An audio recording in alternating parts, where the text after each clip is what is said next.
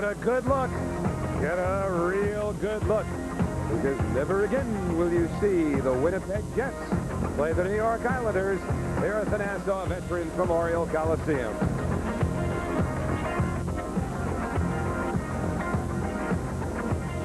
Hi again, everyone. I'm Howie Rose, along with Ed Westfall. It's a shame, too, the Winnipeg Jets are losing their team, particularly now, because they're on the move. Well, they are on the move, Howie, and they're an exciting hockey club, and I would have to think that the people in Winnipeg are very disappointed. But it's a small market, and unfortunately, that's the way it is in the big business of sports today.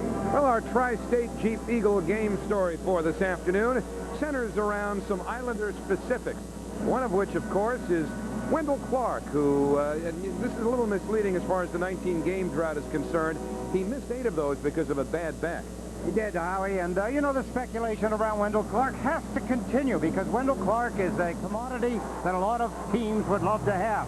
The Toronto Maple Leafs are one of the teams. Wendell Clark here playing against the New Jersey Devils on Friday night after the 2 games against Detroit. The Islanders, Wendell Clark slamming one into the lower right-hand corner, but I would have to think that there's a pretty good bet that Wendell Clark could be traded before the deadline. Well, you saw that goal by Clark. That gave the Islanders a 2-0 lead in New Jersey. The Devils would come back and tie it, and with the score tied, a penalty against Travis Green was signaled, putting the Devils on the power play. New Jersey would score. They would add an empty net goal to make it 5-3, and that's when Mike Milbury lost it. I can understand it in a way. Just suffered with the frustration.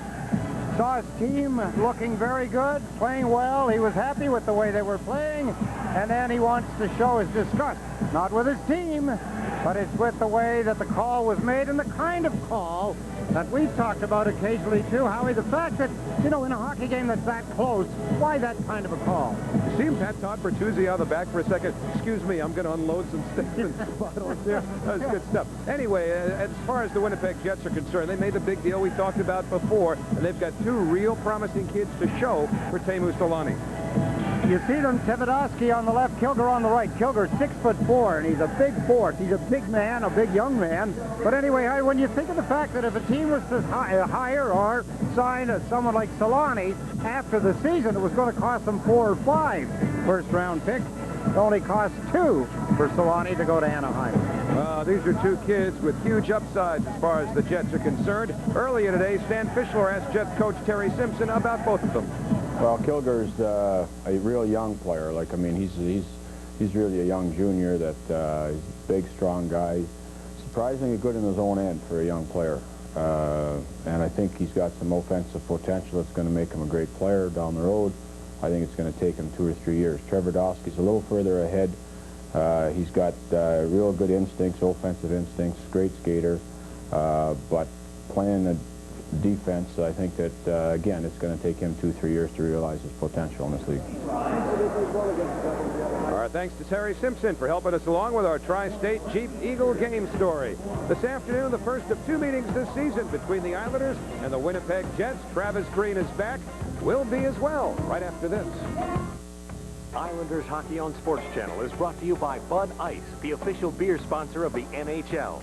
By the Discover card. It pays to discover. And by Nobody Beats the Wiz.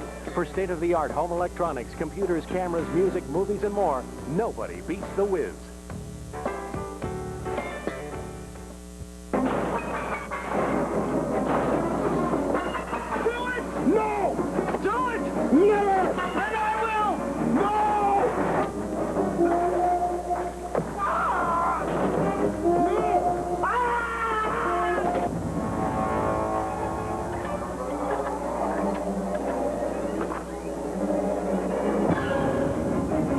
Drink Bud Ice. But beware the Penguins. Bill, after you were named MVP, what'd you do next? I went to Walt Disney World. Now at Nobody Beats the Wiz, win a superstar summer vacation to Disney World. Stay at Disney's new Boardwalk Resort. Play in all 3 Disney theme parks. Enter at any Nobody Beats the Wiz store, and you could be saying, We're going to Disney World! And now get your copy of Disney's Pocahontas for just $16.98. Save on Disney movies, music, watches, and more. It's Disney all month long at Nobody Beats the Wiz.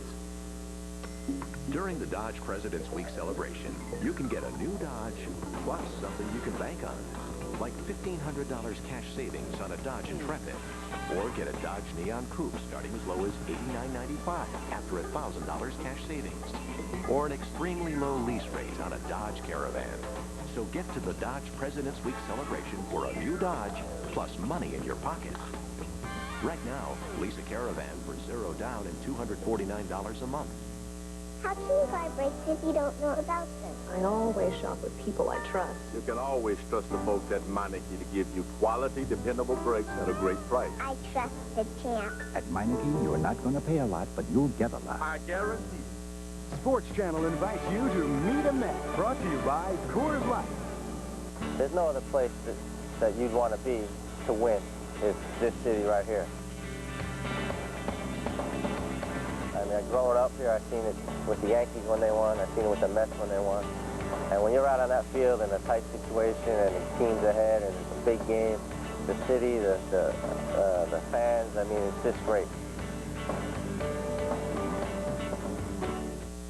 Well, Eddie Westmore was talking about Islander trade talk, and before the game, Travis Green, who will be my first period guest after the period, that is, he collared me. He said, what's happening in trades? I said, what do you hear? And he says, well, we hear Wendell's name, and of course that's back and forth. My second period guest is going to be Keith Tkachuk, and I'm going to ask him which he likes better, Phoenix Scorpions or Phoenix Coyotes, because those are the two finalists among the nickname for the team when it moves to Arizona. And it's going to be a very interesting one to pick from. Take it away, Howie. All right, Stan, thanks a lot. Islanders and the Winnipeg Jets have not met in 2 years. They split the two meetings in the 93-94 season. And Eddie, here's today's GMC goaltending matchup. He's 23. He's the Russian Nikolai Habibulin. He's won 3 straight games, Howie, and he's starting in his 18th consecutive. And Tommy Soderstrom, I believe, he's playing as well now as he did when he didn't lose 9 straight hockey games. Stephen Walkom will drop the puck to get us started. Islanders have won 2, lost 2, and tied 1 when he's been involved. Gerard Gauthier and Pierre Rasico will handle the lines. Winnipeg will start out with their big scoring line of Alexei Zhemnov, number 10 at center, Keith Tkachuk, number 7 on left wing, Eddie Olczyk, number 16 on the right. Teppo Numminen will be on defense with a former Islander, number 26, Jeff Finley. And for the Islanders, it's Green, McInnes, and Clark up front, LaChance and Pilon back. Ladies and gentlemen, we have an instant icing. Just 9 seconds in, they'll bring the face-off down to the Islander end of the ice. Well, there's the ex-Islander coach, Terry Simpson. And if you like people, you like Terry Simpson. He's a fine man. Quiet, but a fine man. New York State Lottery scratches in this hockey game. Gillen has been out a good part of the season. Doan, Quint, Dennis, Chassé are scratched from the Winnipeg Jets. And, of course, for the Islanders, Lindros, Vasky, Vakota, Belanger, Quant, Severn, and Milan Tichy all over the Islander lineup. Dennis Vasky skated again today. Yeah, he told me this morning how his field never felt better. Now he can try some of the things he hasn't been able to try in his skating exercises. The centering feed from Olczyk that's batted away. Eddie O's got it back. He fires one, and a bad save by Tommy Soderstrom. Now it's Zhemnov being tugged at by Green. Tkachuk back on it in the corner. Keith Tkachuk, one of the premier power forwards in the league, lifts one off of LaChance. Wendell Clark takes over for the Islanders. Just getting back well as Clark gains the zone. Couldn't get it to McInnes the first time. Now he's got it back, Clark does. Clark throws it in front. McInnes has it. And he puts it back into the corner.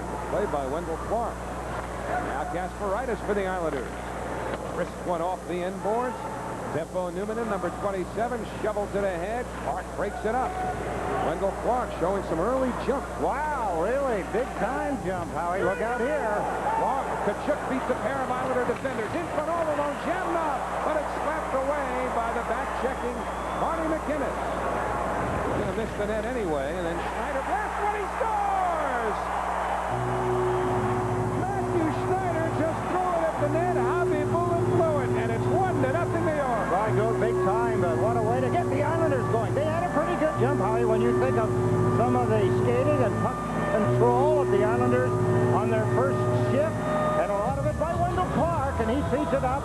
Here's Matt Schneider. Now he just blasts it. That's just, it's like shooting it in, only put it on the net. It hit him in the right pad down in the skate area.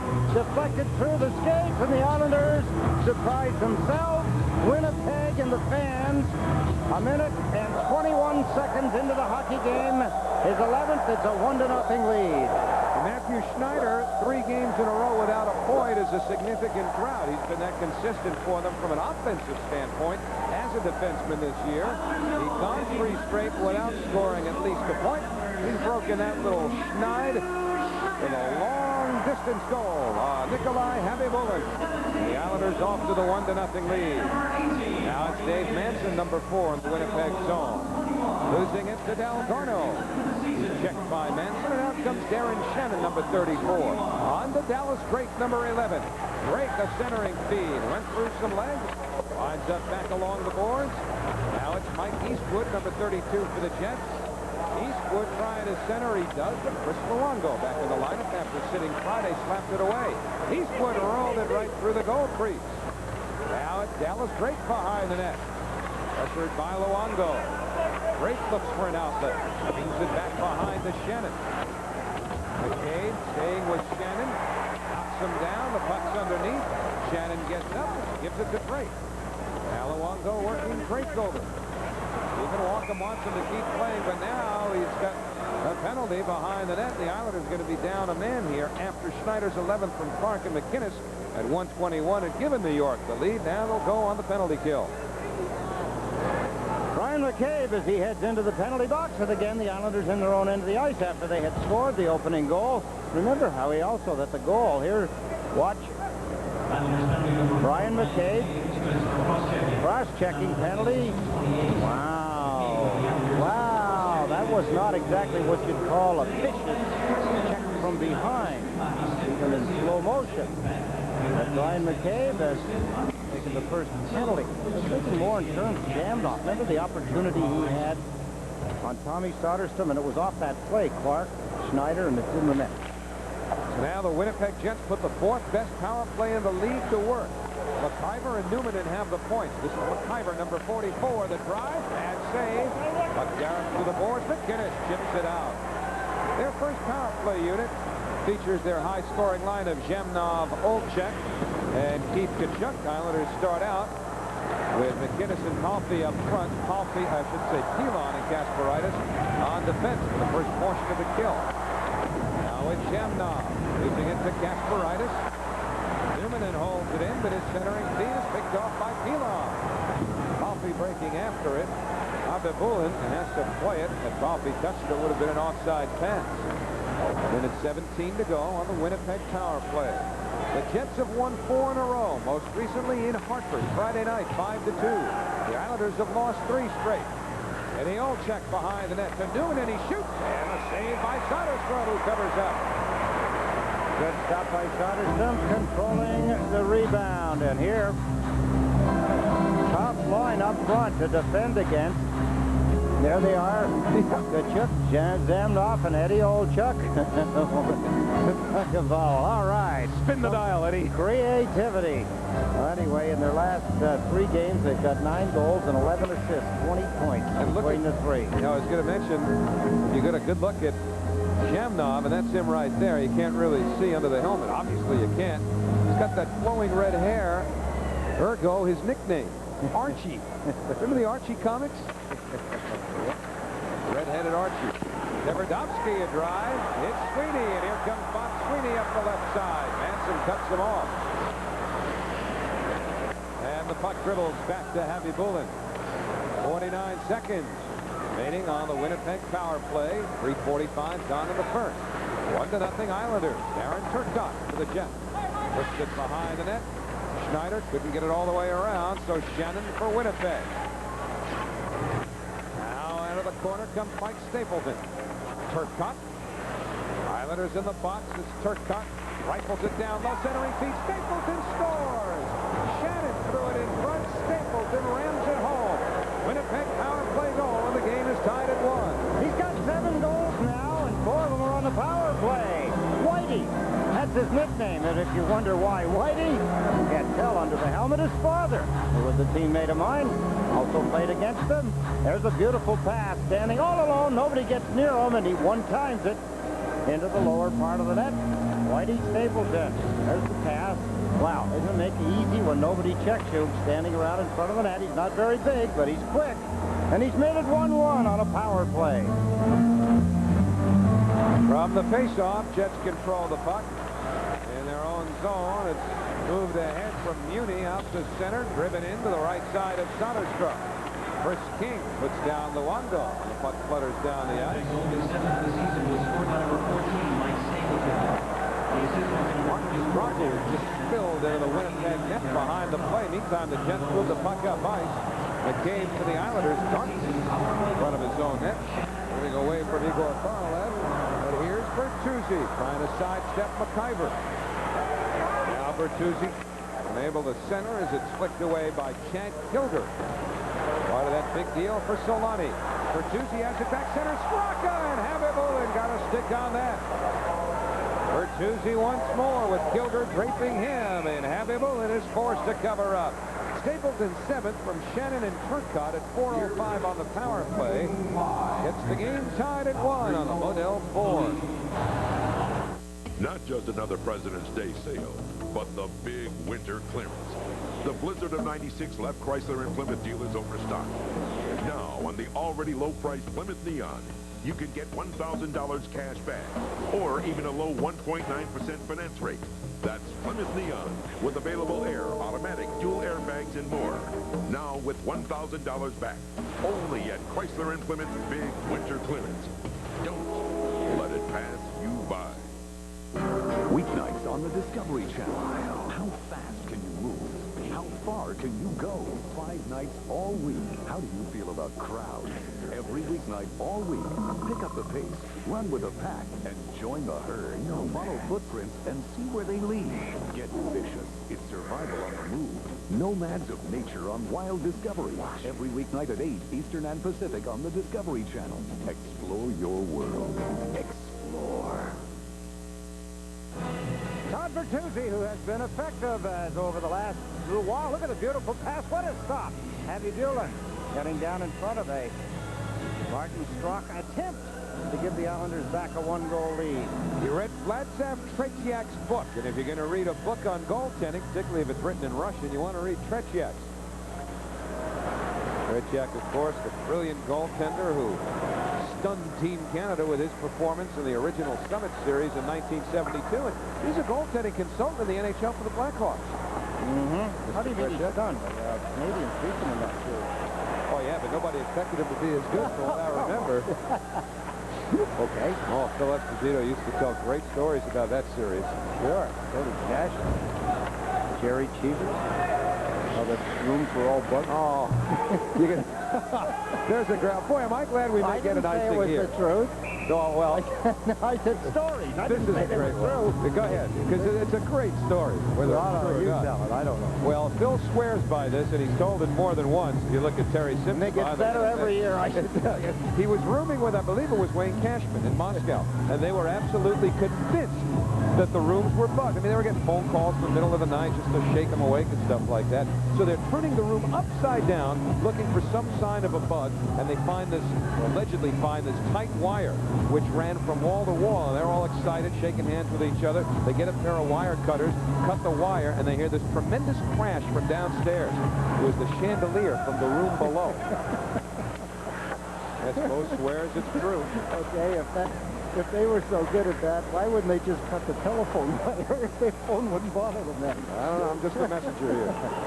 Here's Keith Tkachuk for Winnipeg. Putting a move on, unable to get a backhander off. Could be to Newman, and he scores! Great play by Keith Tkachuk. Newman was left alone. It's 2-1 Winnipeg. Well, you can tell when a team isn't feeling very good about themselves. Watch the Islander defenders and see how many of them. 4 of the 5 skaters. And you want to put the goaltender in 6. All within 5 feet of the net. Scott LeChance, number 7, backing up. He feels lonely. Look at now. Stop it right there. Whoa. Look at here. 1, 2, 3, 4. The goaltender would make 5. The other Islander is up out of the picture, all jammed around the net. There's not a confidence level in that kind of a play. So it's Winnipeg 2, the Islanders 1, as Teppo Newmanen gets his 8th of the year. McInnes challenges Newman in. Clark follows to the corner. Newman and Clark come together, but McInnes has the puck. Now on to Green in the corner. McKay wrists one off the skate of Eddie Olczyk. Green's got it back. Travis Green to McInnes in the corner.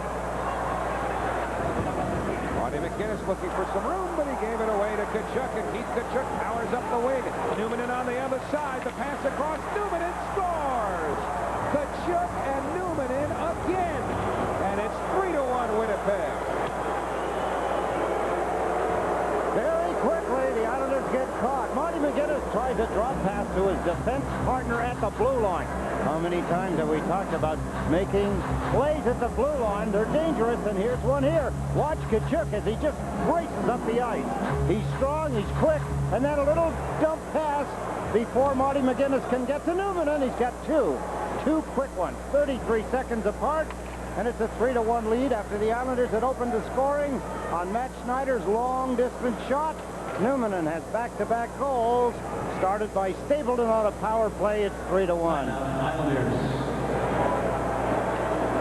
Mike Milbury is called to timeout with just 6:37 gone by in the first period. Newman in scoring twice in 33 seconds.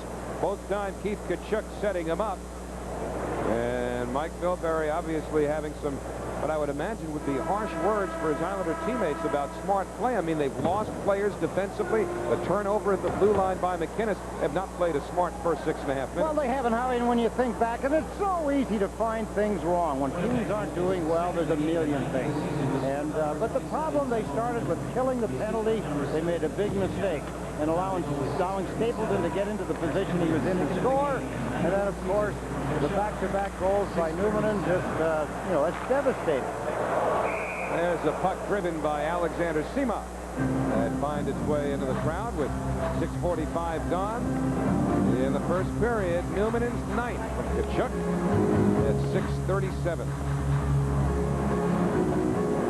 I think we said 33. It might have been 43 seconds. Yeah, 43. We won't go to the rack, or we hung by our thumbs because we're out by 10 seconds, but that's how quickly they got back-to-back goals here in the first period. 5:54 and 6:31, I believe that is, right? 6:37. All right. 43 seconds. Figures Gilberts. And here's Igor Korolev snapping one off the leg of Kasparaitis. Schneider sweeps it around. Patrick Flatley plays it ahead. Seamock to Kasparaitis. Anderson breaking to the hole. Now it's Schneider shooting one off the leg of defenseman Craig Muni. Now it's played in the near or far corner anyway by Mike Eastwood, and he flutters it deep into the Islanders' zone. Seamock gives it to Kasparaitis. Schneider and Kasparaitis the defense pair. Seamock, Flatley, and Anderson the forward line for the Islanders.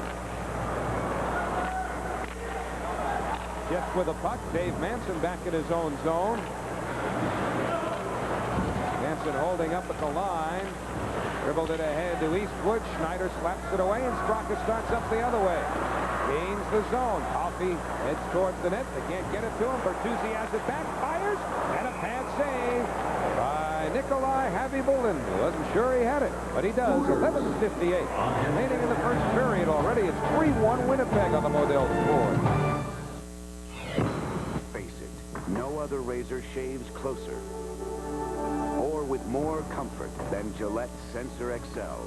Soft microfibs that protect your skin and individually spring-mounted twin blades that adjust to your face. No razor feels more comfortable during your shave or leaves your face smoother after.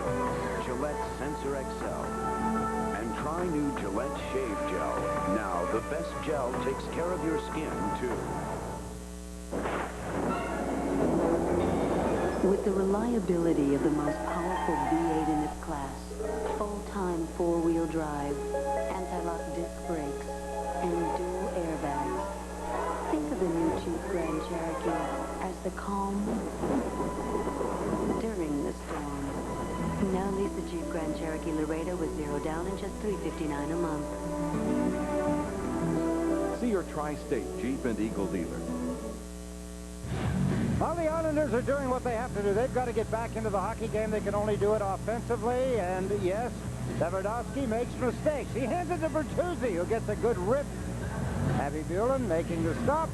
Abby Buellen, as you see him down making the save, you know he had Winnipeg won a game on the 23rd of February, 1-0 in overtime against Chicago. He was the star of the game.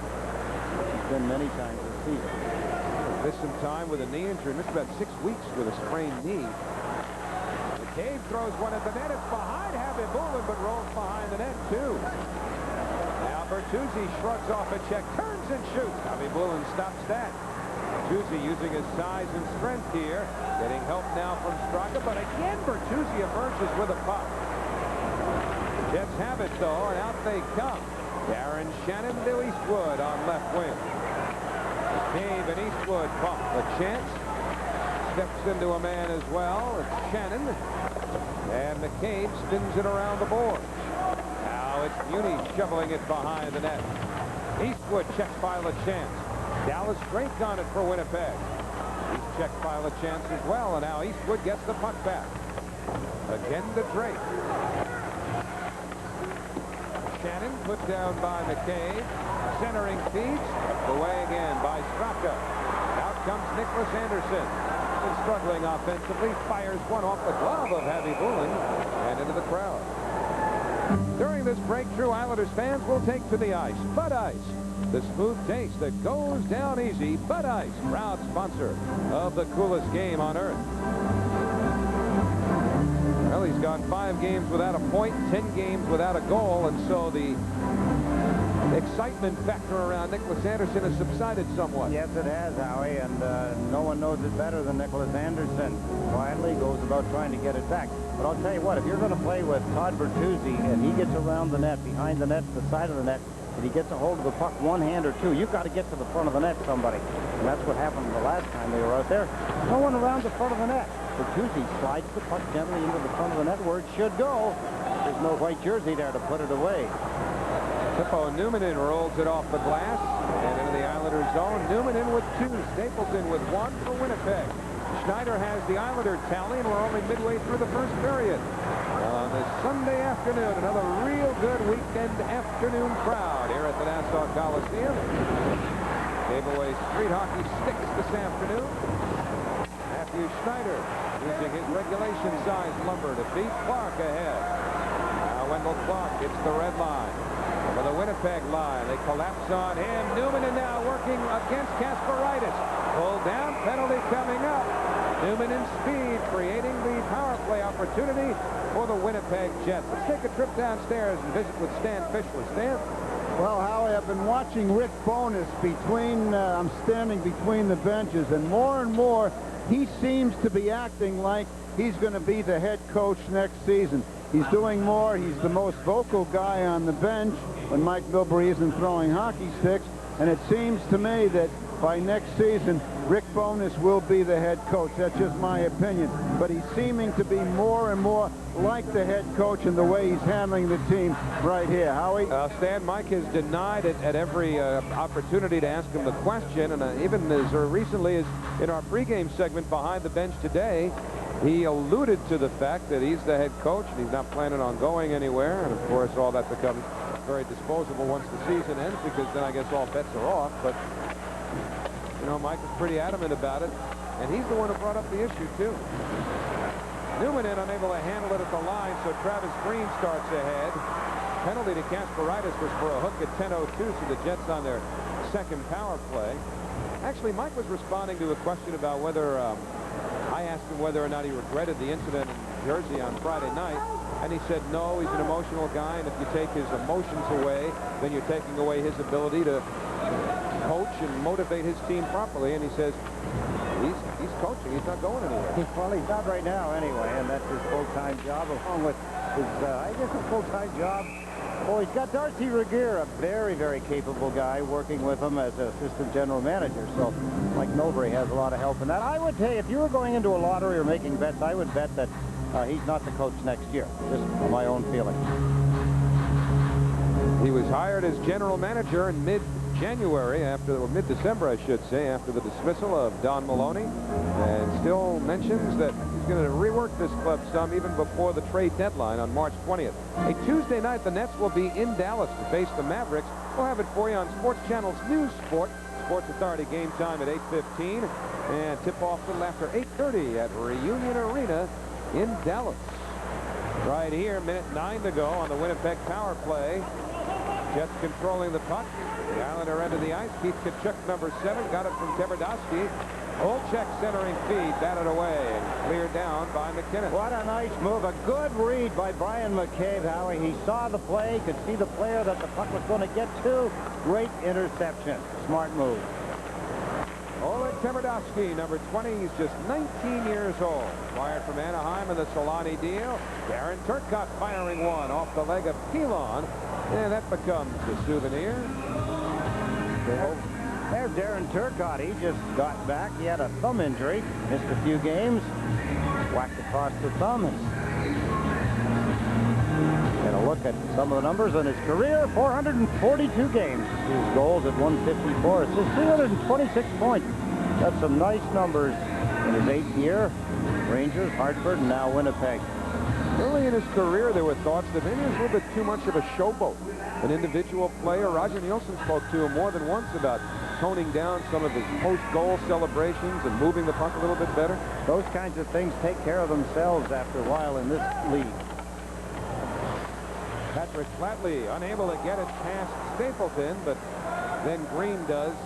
Meaning what? Meaning that if you celebrate too heartily, you pay the price? Oh, yeah, a little hot dogging here and there. Look out.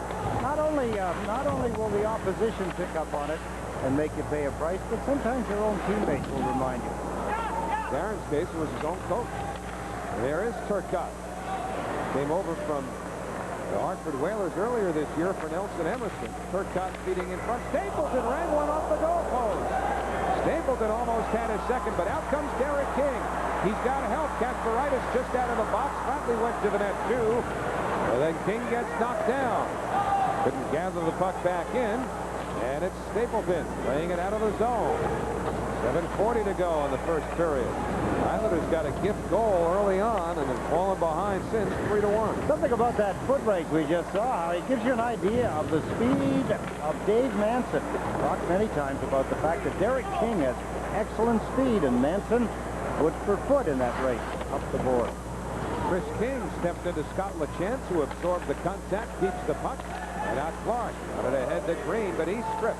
And here's Chris King trying to plow through McCabe. He couldn't do it. And Brian McCabe has the puck for the Islanders. Up to Green. Out of Wendell Clark. Over the line. Deep Green. Quick shot off the chest of Abibulin. And he gloves it to hold on. 6:59 remaining in the first period here at the Nassau Coliseum. Islanders have outshot the Jets 6-5. But what's it worth when you're down a pair on the Modell's board? Beautiful beaches, championship golf, and all-around family entertainment. Jet Express brings you this and more with non-stop jet service from New York to Myrtle Beach and the Gulf Coast.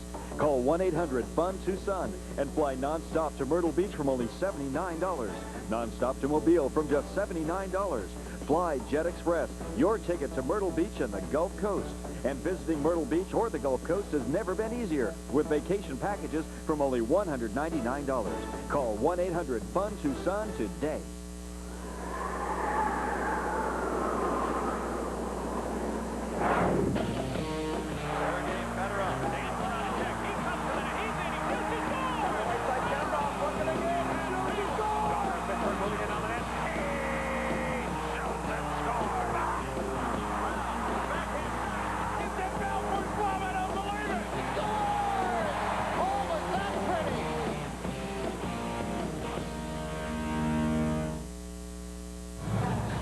McCabe made a beautiful spin around here. There he goes. Now watch what he does. That's pinpoint passing. Away go the Islanders. They'll drop past Clark to Green and a shot on goal. Abibulin forced to make a save. Kind of moves that you have to make coming out of your own end. Good, crisp pass. Puck control. Here's Teppo Numminen for the Winnipeg Jets. Hitting the red line, dumping it in. Korolev follows, gets a shot on. Soderstrom keeps play moving. Stepping up for Winnipeg is Finley to keep it deep. Our left centering feed knocked away. Now Clark for New York. That's it for Clark, or rather for Green. Travis Green got it behind the net. Bobby Boogan couldn't clear. Schneider's drive sails over the net. Green follows and missed on the short side, but out to center it comes. Matthew Schneider ahead for Green. And Travis Green bounces it to the right side of the Winnipeg net. Clark on the intercept. Knocked away by Newman. Clark behind the net. Tried to center. And Teppo Newmanen with 2 of the 3 Winnipeg goals. He's Karloff. Over the line, Igor Karloff centering feed. Gobbled up by Schneider. Matthew Schneider now moves to center. He's changing, so Schneider gets a dump in. 5:47 to go in the first period. Cross-side speed for Tkachuk. Ratley couldn't get it past him. Pete Tkachuk setting up shot. Works it behind the net. Chamnov there. See Chamnov shoved by LeChance. Chamnov twirls it back behind the net. Coming out from behind was Olczyk. However, the play whistled down. I believe a hand pass was called as that puck came behind the net to Tkachuk, who tried to beat Olczyk. Well, we want to welcome a new sponsor to our Islanders broadcasts, our friends at Gillette. We're going to be sponsoring our email segments, which we will continue to do throughout the final 6 weeks of this season. So if you've got any questions or comments, we certainly will have time to address them. Make sure to send them to sciles@aol.com. Make sure to include your name, hometown, and again, we thank our friends at Gillette. See the little hand pass down? You know, often think that should be part of the game. If it's not a hand pass, it creates a scoring opportunity. You know, he was just knocking the puck down. It was kind of a harmless play in the sense, but it was keeping the play going, possession of the puck. Smart move. That all by Keith Tkachuk as he just knocked it down. He knew his teammate was there. I think that's kind of a play that should keep going. You know, your timing is excellent, Ed, because along similar lines, the league has softened up a little bit on the skate blade goal calls, where they're going to be a little more easygoing towards players now who have pucks deflected off their skates, even if, you know, there might be some gray area about whether or not it was intentional. I think more often than not now you're going to see those goals allowed. No kidding. I hope not. I mean, if it's still directed deliberately in with the skate, it shouldn't count. Well, I don't think if it's blatant they're going to call it. I mean, that's pretty clear that they won't allow the clean kick, but and think of the goal that the Islanders had disallowed in Dallas. Remember when Travis Green was sent tumbling and he was off balance and his leg happened to basically be pushed in the direction of the puck? That was no goal. This is the Modell scoreboard.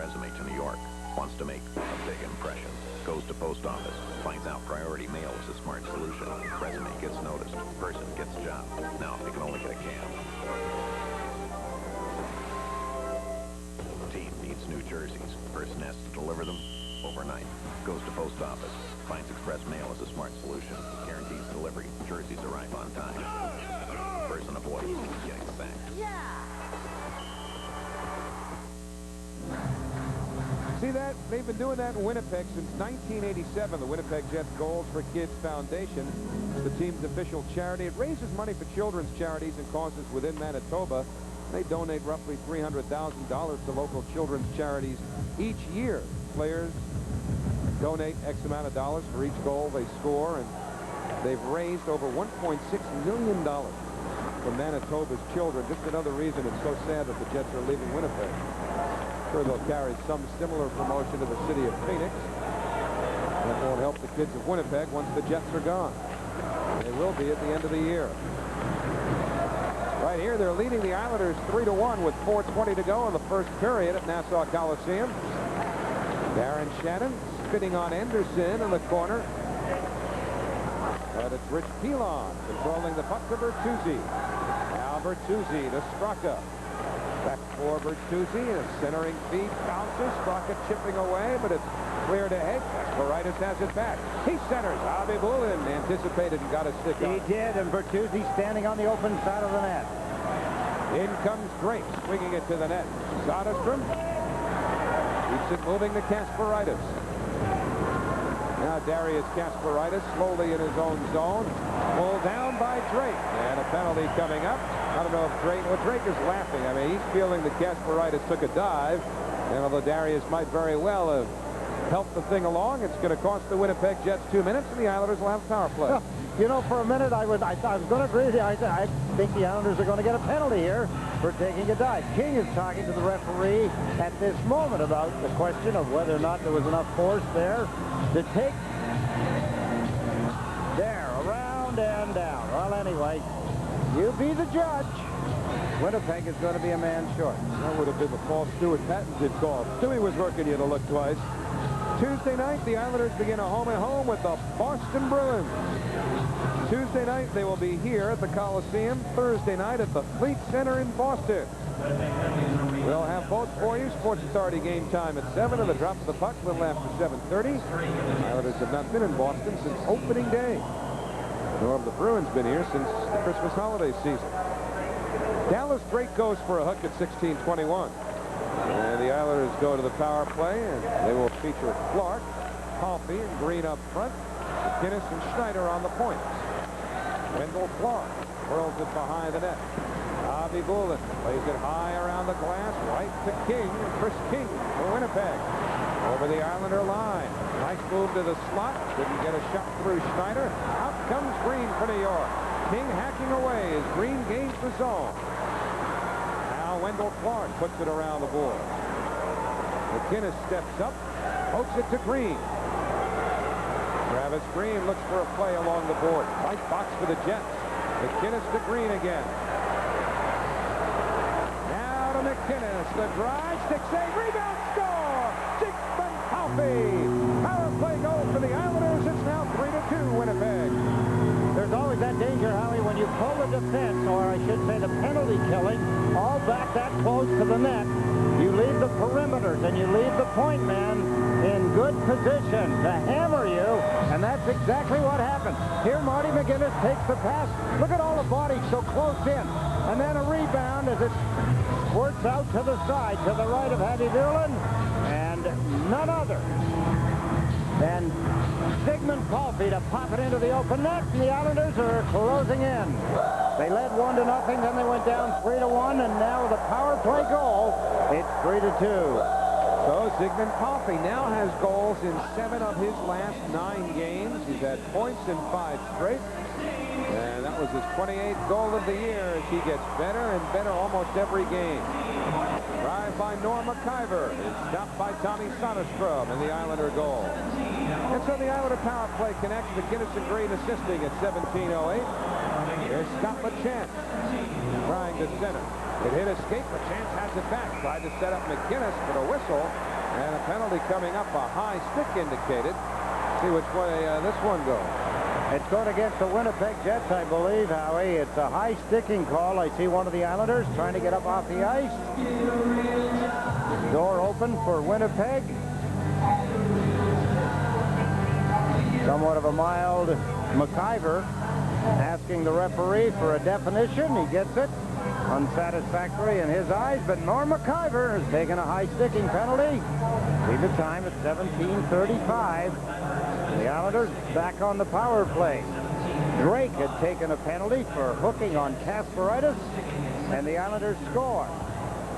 Watch in front, number 27 in white, Derek King. Whoa, high stick there. He got the stick up under King's arm, caught him in the face.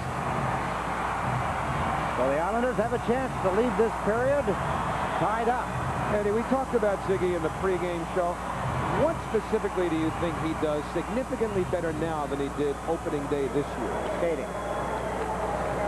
Skating. He's improved his skating 100%. He doesn't waste his skating. He just skates at the right time, and he accelerates well with the puck. A lot of players will get the puck on their stick, Howie, and they slow down. Sigmund Palffy has that ability to be able to get the puck on his stick and accelerate, look into a higher gear, a little faster. gotten them into good position to score so often? Oh, yeah, he darts in and out, and, you know, and in full flight, how he's able to hang on the puck. You know, he's the kind of a player you hate to play against, because when the puck goes into his feet and it's kind of bouncing and rolling and bobbling along, somehow it always ends up on his stick again. And, you know, that's just inherent in some hockey players. He has that ability, and he uses it well. One of the building blocks, Zygmunt Palffy, has gotten the Islanders to within 3-2. You forget sometimes, because he's been in the system for a while now and has had sort of a back-and-forth existence, literally, with going back to the former Czechoslovakia at one point, that he's only 23 years old. Right now, he's on the right wing with Clark. I should say McGinnis is out on the right point. Palffy on the right wing with Clark and Green. Schneider on the other point. This is Matthew Schneider, number 72. Pressure up high from the penalty killers. Turcotte was staring Schneider right in the eyes. Now Palffy to Clark. Quick shot save. Rebound Green. Hit batted away. Green another chance. He scores! Travis Green with a second or third effort has tied it at 3. It might be a funny way of putting it, Howie, but Teppo Numminen may have a hat trick. He may have helped out the Islanders. Travis Green knew exactly what he was doing. He knew he couldn't put it in from that angle, but he might be able to bounce it off somebody, the goaltender, or in this case, it might have been Teppo Numminen, and get it into the open net. There's Green. He wants to keep it alive no matter what. He does. There's 1. There's 2. There's 3. And there's Teppo Numminen standing in the goal crease. I think it went off his right leg and deflected into the net to the Islanders. That brought it all back to even with some pressure from down low. Travis Green, as he keeps hammering away, and got help from the Winnipeg defenseman Teppo Numminen, excuse me, who has scored twice in this game. So the Islanders climb out of a 2-goal hole. They're now in a 3-3 tie with a minute and a half to go. Here in the first period. The power play has worked a couple of times for the Islanders. Dave Manson behind the net for Winnipeg, directing traffic with Bertuzzi. In on the mild forecheck. Manson goes cross-ice. Trying to break through that trap. Cage for the Islanders. Spins it back in. Green 20th from Clark and Palffy at 18-21. Getting the Islanders into the 3-3 tie. That's 50 career goals now. Travis Green in the National Hockey League. Palffy and Manson to test behind the net. King in there too for the Islanders. We're under a minute to go in the period, and out comes Dallas Drake up the right wing for Winnipeg. Drake pulls up centers. The trailer was Eastwood. He couldn't reach it. And here come the Islanders the other way. Derek King over the Winnipeg line. In front, Palffy. He scores! Wow, what a shot. We got an Islander down at the blue line. Derek King, I believe, is out. He was decked in making that play. Has not moved. Not sure who got him, but he went down heavily. Darius Kasparaitis was just waving rather hurriedly towards the dressing room to get the doctor out here. Unfortunately, this looks very serious. You could see that he's breathing at very least. Exactly, good call. He's breathing all right, but boy, did he get his bell wrong. There's always that danger when you make that kind of a play. You see Palffy going, and he's in the clear, and you have to get it to him in a hurry. And you do, but in doing so, if you're watching the play and not the opposition, you're in a spot here. And he was, and took a tremendous hit.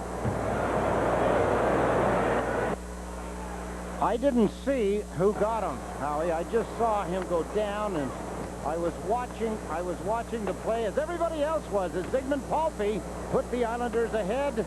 I believe Dallas Drake, number 11, may have caught him with his head down or looking toward the play that he had just made to Zygmunt Palffy. There is some blood on the ice underneath the head of Derek King. And I believe the signal you just saw from the referee, Stephen Walken, was for the stretcher. Yeah, I would have to think so. He's moving his feet now a little bit. They've got Dr. Midkoff for sure out there. He's the orthopedic guy. They got the general practitioner as well. And Drake is standing over him, number 11. And you never feel that good when you hit somebody. It's a legal hit. It was a tremendous hit. And you never feel that good. if you're a professional, and I find myself saying that more and more now than I ever have in my life. Now the referee and the linesman talking with Dallas Drake. He's just hoping that maybe the wind got knocked out of him, or he's just knocked out and he'll come around and there won't be anything seriously wrong. Well, you see his legs yeah, he's starting to squirm a little bit now, and that's Dr. Minkoff trying to. The problem, oh boy,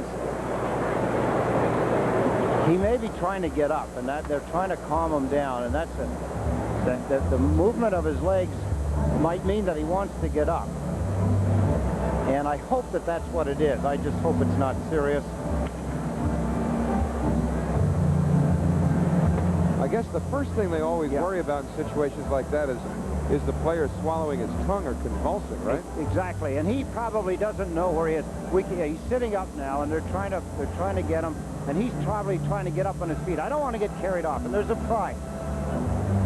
Don't want to get carried off, and that's inherent in most hockey players. And I'm hesitating here a little bit, but he doesn't want to. If he can do anything he can to keep them from putting him on that stretcher, he'll feel better about it. But does the doctor generally step in and say, I don't care what you want, get on the stretcher? Well, wait a minute. He might be putting up an argument. I'll just sit here for a little while longer. Just leave me alone. Just leave me alone. And of course, everybody gravitates wanting to do something for him. Teammates, doctors, even the opposition. Look at Dallas Drake. He has not moved from that position.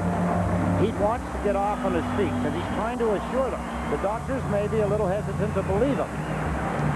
But now he's convinced them that he can get up. No stretcher. Get it out of here.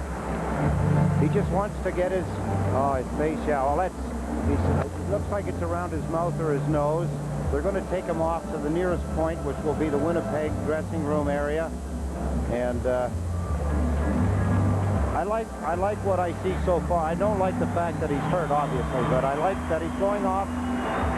He's stunned, but he's at least coherent enough to the fact that he's saying, just give me a hand. I'll get out of here. Well, the Islanders, unfortunately, have gotten used to players leaving with various forms of head injuries this year that have resulted in concussions, and we don't want to be so presumptuous as to assume this is another one, but whenever you take a wallop like that around the head, you have to figure that that's an almost natural byproduct. Well, we didn't think of it in those terms now as before, Howie, but of course the way you pointed out. And that's not to say, and I like to think of the half-full part of the glass, that's not to say that he couldn't get back into the dressing room, calm down, and little smelling salts. As soon as the players on his team know that he's okay, they start joking with him a little bit. He could come back, who knows? Right now they're going to tack on the 36.3 seconds remaining in the first period onto the second period and use this as the between period element. Yeah, this is occasionally done when you have an incident of some sort with just seconds and maybe a minute or two remaining in a period. And so what they're going to do here is just do the normal intermission activities, and then, as Eddie mentioned, they'll play 36 seconds at the start of the next period, or when they come out, blow the whistle and get them right back out. You know, we're almost forgetting the fact that that Zygmunt Palffy has scored the goal. I don't see it up on the... Let's take a look. Here's the play. Now, King cuts across. He sees Palffy, then dishes out. Here comes Drake. Oh, yeah. Oh, yeah. Wow. Tremendous hit by Dallas Drake. It is not. That's not an element of fault. Look at Zygmunt Palffy. He wants to cheer, but the minute he sees his teammate down on the ice, that's it. No cheering. Eddie, remember the play against Hartford here when Todd Bertuzzi put his head down, made a move towards the center of the ice, got walloped? Is this a similar play? Yes. Oh, yeah. Same kind of a hit. Beauty. All right, 4-3 Islanders almost at the end of one, although our first intermission activities are set to commence. Let's send you back to Matt Loughlin at our Sports Authority Game Time studios. And Howie, here during the first intermission, we're going to take a look at highlights of the Flyers game this afternoon against Washington. We'll also tell you what else is going on around the National Hockey League, and we'll check out the Knicks. They play Golden State tonight, trying to end a 5-game losing streak. Off the ice, and a devastating check, and the sweet part, Travis Green playing tremendous, and we're going to talk about his goal and a few other things. But first, what do you know about your teammate? How bad is it? Well, I'll tell you the truth, we don't really know right now. He was out of it when he came off, and a couple teeth missing, I think, and but Derek, he'll bounce back. Well, it was very difficult to tell whether or not it was a clean check or not. I only saw one replay. From what I saw, Drake's hand came up at the last second, and it looked like it was a penalty to me. Yeah, again, I don't really know. I didn't see any of it, and I haven't seen a replay, and I know Drake can hit pretty hard. I've seen some replays on that, but other than that, I don't know. Okay, let's talk about the sweet part. The Islanders a little sluggish after going ahead 1-0. All of a sudden, it's 3-1. And Travis Green made a play that you got to be proud of because he carried the puck over the blue line. The Isles were down by 2. It looked like you're going to lose it twice, and you kept it in, led to the goal. What do you remember about it? Just carrying it down the wall, and I guess maybe there's a guy on me or so, and I cut across and just kept it in, I guess. You guess. Great play. Then the goal that you talk about, tenacity, perseverance, grim determination. We're going to take a look at this one. Travis Green around the goal. What are you doing? Just shot it, and I was banging at it and tried to knock it in. Came back to me and just kept swatting at it, and it found its way in.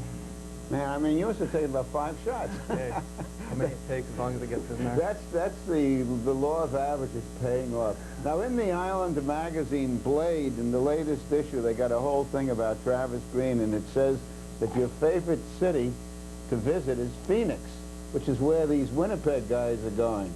No connection, is it? No. Maybe once a year in the summer. Okay. That's Travis Green. We'll have more right after this break.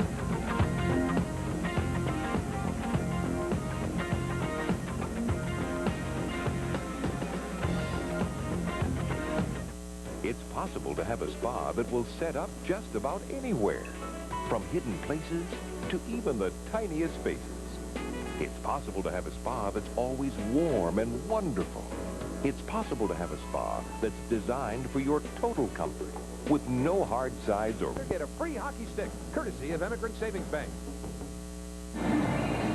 This copyrighted telecast is presented by the authority of the New York Islanders, and it's intended solely for the private, non-commercial use of our audience.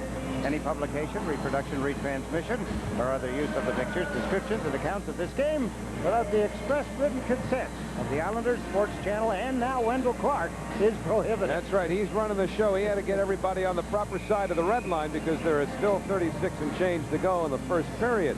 This Tuesday, March 5th, All-Stars Raymond Bourque and Cam Neely lead the Boston Bruins into the Coliseum to face the Islanders at 7:30.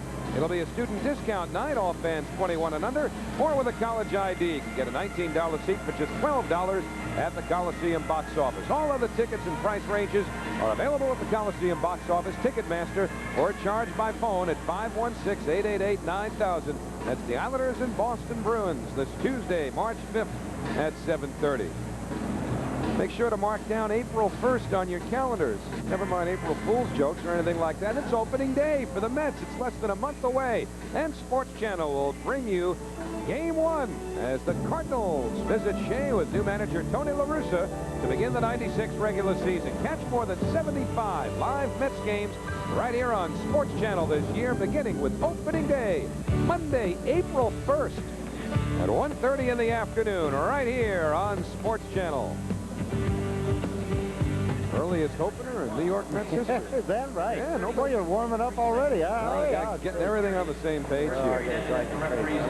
The baseball game? Oh, we'll see you there this summer, I'm sure.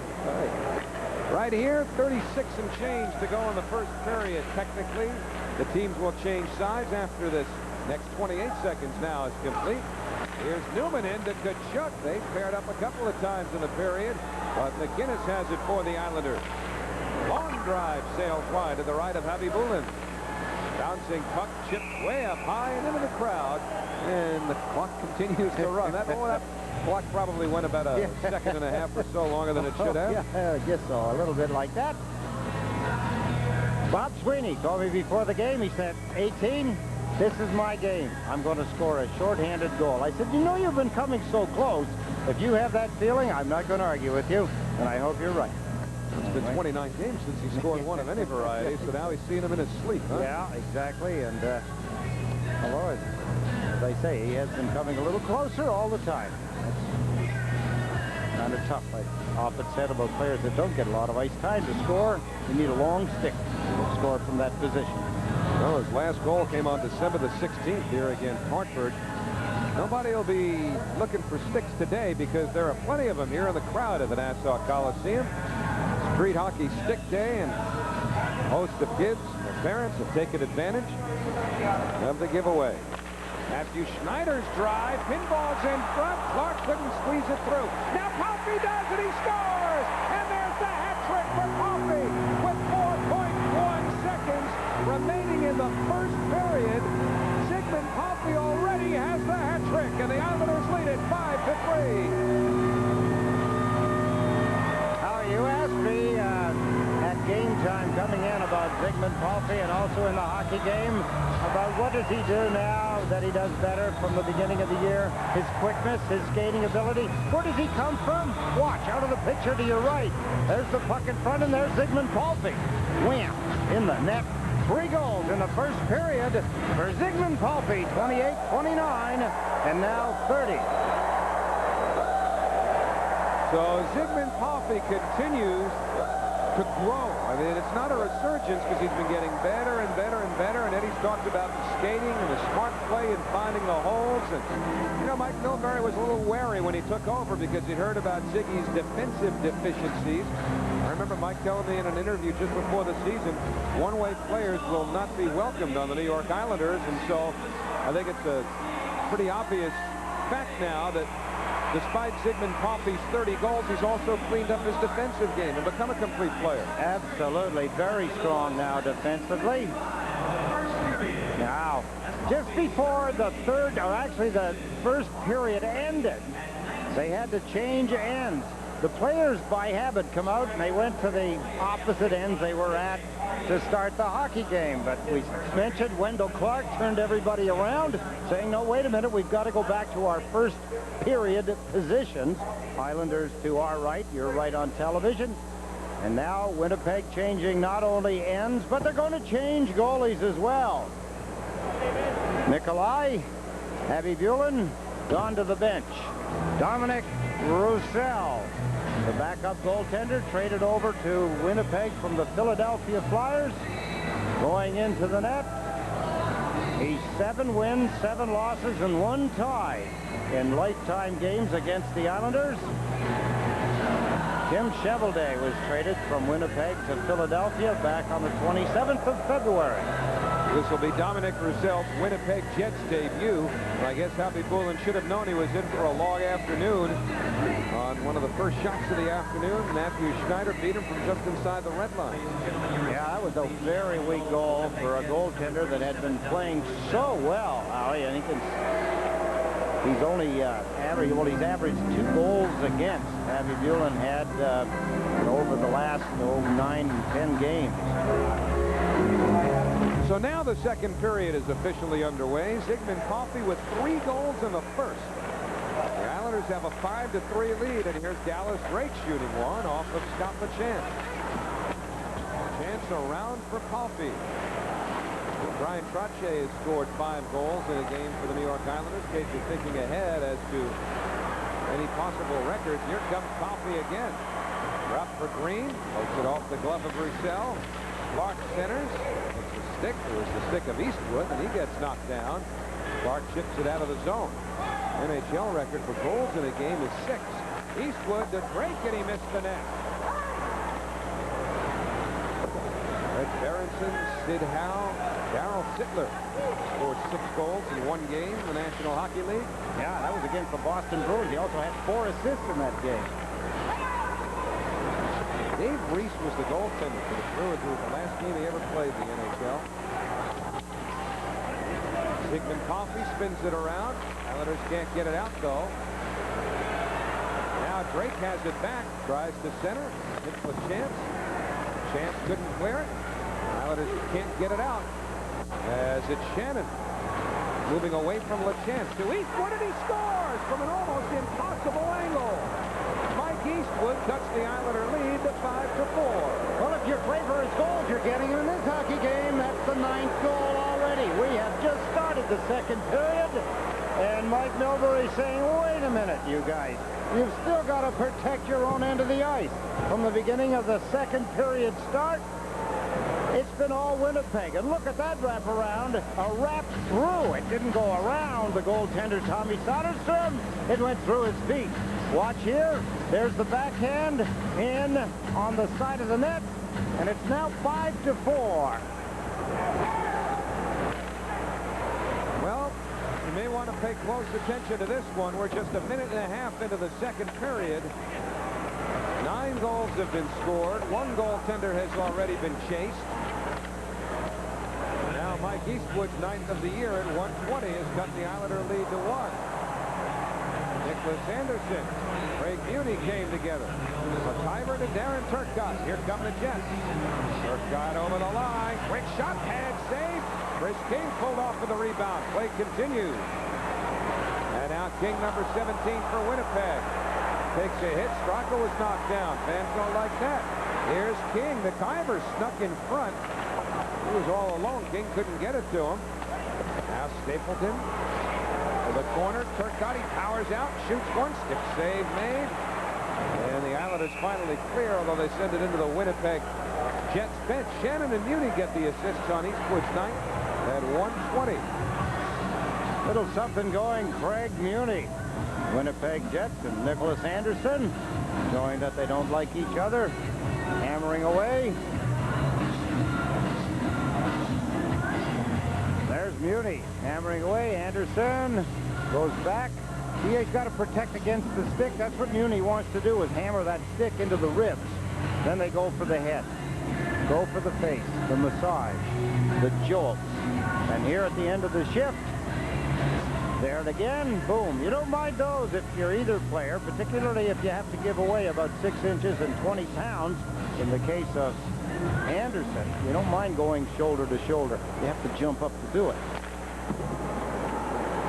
Brian Trottier and John Tonelli are the 2 Islanders who have scored 5 goals in a game. Trottier did it twice against the Rangers and Flyers. Tonelli did it against Toronto. And it's worth checking out because there are almost 2 full periods to go. Zygmunt Coffey already has 3. 5-4 New York. Bob Sweeney carries to the Winnipeg line offsides, although the puck did leave the playing surface. Well, if you're a hockey player, you want to get things settled down here. I suppose if you're Teppo Numminen, number 27, you want to settle it down and get another one so that you can have a hat trick.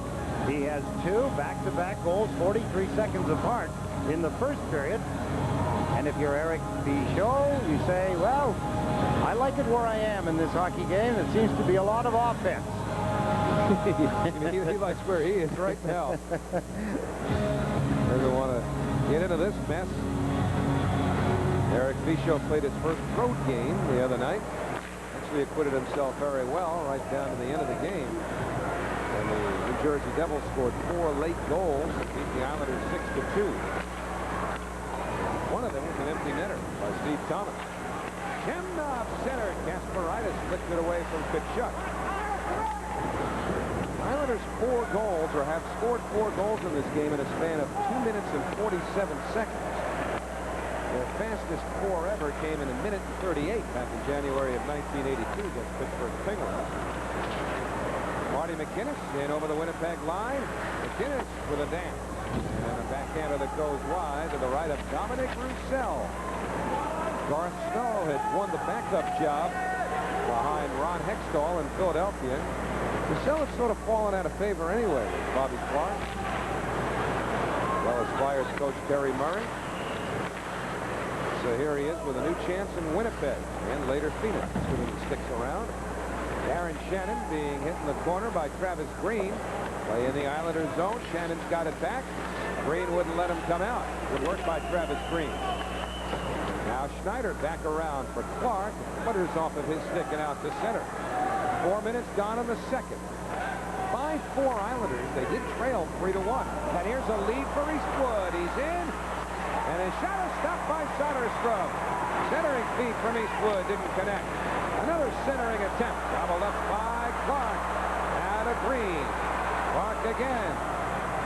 Heading towards the net with Coffey. Clark still has it. Coffey overskated it behind the net, then hit the back of the cage with it. Now he throws it at the net.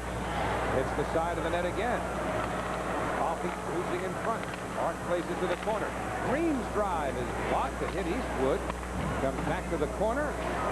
Kyver got it to Drake. Dallas Drake clears the zone. Boy, there's a lot of good scoring opportunities, I should say, in this game, Howie. And whatever team stops all of that nonsense in their own end of the ice might be the team that wins. Martin Straka in the corner. He worked over by Kilger. Now Bertuzzi unable to feed the slot. Muni for the Winnipeg Jets. Slides it all the way down. And icing is called as Pilon wins the race against Jim McKenzie. 5:05 gone in the second. That's right, the second. And look at the Modell scoreboard. Hey, guys. What do they call this? Bud? Ice? Ice brewed. No, the bottle looks like ice. The bottle does look like ice. Ice brewed, just the bedhead. The bottle is shaking and it looks like ice. Ice brewed. Hey, you guys. Take it outside. Okay, Coach. Bud Ice, the official beer of the Hanson brothers. Stupid machine took my quarter.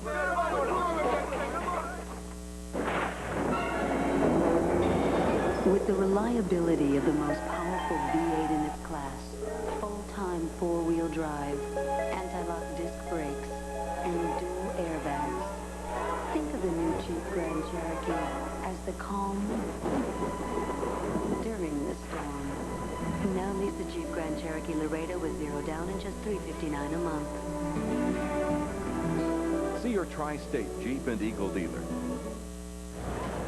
Even the players on the defensive grinding lines are getting these kinds of opportunities. That's Mike Eastwood. Nice move by Tommy Soderstrom, closing the door. He playing with Shannon and Drake are supposed to be checkers and grinders. Boy, they're all over the place. They're not welcome here today. No, everybody shed that role. They want to be scorers. Teppo Newman in. Played it up the middle to Tkachuk now. Olczyk heads to the net. Tkachuk couldn't get it there. It dribbles. And LeChance plays it to the crowd. The goaltender tries that act. He goes off for 2 minutes. But let's take a look at our Chrysler League leaders. Yeah, the Chrysler League leaderboard and the category power play goals. Well, Mario Lemieux, Yager, Thomas Sandstrom. Look at the Pittsburgh guys. But then Keith Tkachuk at 16. Joe Sakic of the Colorado Avalanche. He has 16 as well. Keith Tkachuk. You pointed that out. A pure power forward. Strong. He can skate, shoot. He can do it all. He loves to hit as well and fight if he has to. And according to rumor, came very close to becoming a New York Islander just before the season started until Chicago blew everybody out of the water with their offer sheet, which was matched none too happily by the Winnipeg Jets. They had worked out a conditional deal, I suppose, the Islanders and Jets had, or at least they hadn't put the finishing touches on it. Chicago jumped in with their offer, and as the Islander deal had not been completely closed, that took care of it. Here's Patrick Flatley for New York, starting out of his own zone. Over the Winnipeg line. Here's LeChance, and he missed. He was looking to the corner and for a deflection in front if it came about. But here's Zhamnov the other way. Luongo knocks him down. Zhamnov keeps going. Behind the net, it's Olczyk. In front for Tkachuk. But Sweeney bats it away. Keith Tkachuk back on the puck. Down the boards comes Tverdowski to Zhamnov. Didn't get it back to him. Now Tkachuk jumps in. Sweeney stays with him. Olczyk a backhander stop. Rebound pushed at by Zhamnov and covered by Soderstrom. Winnipeg Jets, they want to get this game tied up again. And we got somebody that wants to tie up a little bit closer than with the score. Zhamnov, he led the rush. Number 10 in the dark uniform. Flatley taking exception. A couple of things that are either said or done. Everything broken up, but Zhamnov showing how he can skate, handle the puck. Looks a lot like Zygmunt Palty when he accelerates through the middle of the ice, handling the puck beautifully. Last 3 games, he's got 6 points. He's the kind of a player. They're down in close. There's the collision. Flatley with Jamnoff. He's the kind of a player, Howie, Jamnoff, that he can stick handle in a phone booth. He is very good. He can take it off the tops of his skates, go out to full length on the stick, back in. Very good. Very good stick handling. 3 goals, 3 assists, 4 career games against the Islanders. Archie, they call him, as we mentioned before. Doesn't make his line mates Jughead and Big Moose, I don't think. Wendell Clark shooting one that reflects behind the net. Now it's Travis Green. Clark behind the net. Checked by Kilger. Green and Tverdovsky. Tussle with Green. Getting the puck, but then it's chopped off of his stick by Tverdovsky. Cleared out of the zone by Korolev. Cave shoveled it up the right wing. Now he gets it back and dumps it to Schneider in the New York zone. Here's Clark with Coffey. Coffey heading to the net. Clark the shot, and he missed upstairs. Penalty coming up, though. It's going to be to the Winnipeg Jets. The holding penalty, and Clark has an opportunity and misses the net from in close. We'll step out. 6:59 gone in the second. Islanders have a chance to pad the lead on the Modell's board.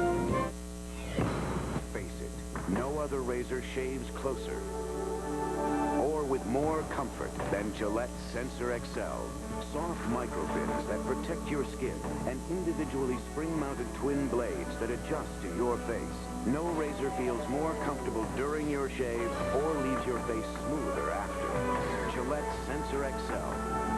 And try new Gillette Aftershave, a splash that moisturizes as it refreshes. It's not a spectator sport. It's the interactive game that puts you in the action. Get ready to play Sports Buster. Tuesday, only on Sports Channel. Tuesday on Sports Channel, the Isles shoot the spoiled fork and the Bruins playoff possibilities. On New Sport, Armin Gilliam and the Nets continue their run at postseason play against Jason Kidd and the Mavs. Catch the Islanders and Nets Tuesday on Sports Channel. Dave Manson in the penalty box. It's a holding penalty. Number 4 there reaching out, grabbing a hold of Travis Green, and he does it again. Didn't get a hold of him the first time. And held on a little bit too long. Charlie Manson, Dave Manson, that's his nickname, Charlie. Anyway, when he talks, it sounds like he's underwater. Remember, he had a throat injury, and ever since then, his vocal cords, I guess, the voice box has been affected, and he talks like he's underwater. A real garbly, deep voice. Well, he's also become a pretty good defenseman in this league for a number of different reasons. Big hit by Chris King on Marty McInnes. Matthew Schneider drills one around the boards. Manson's first season, I thought.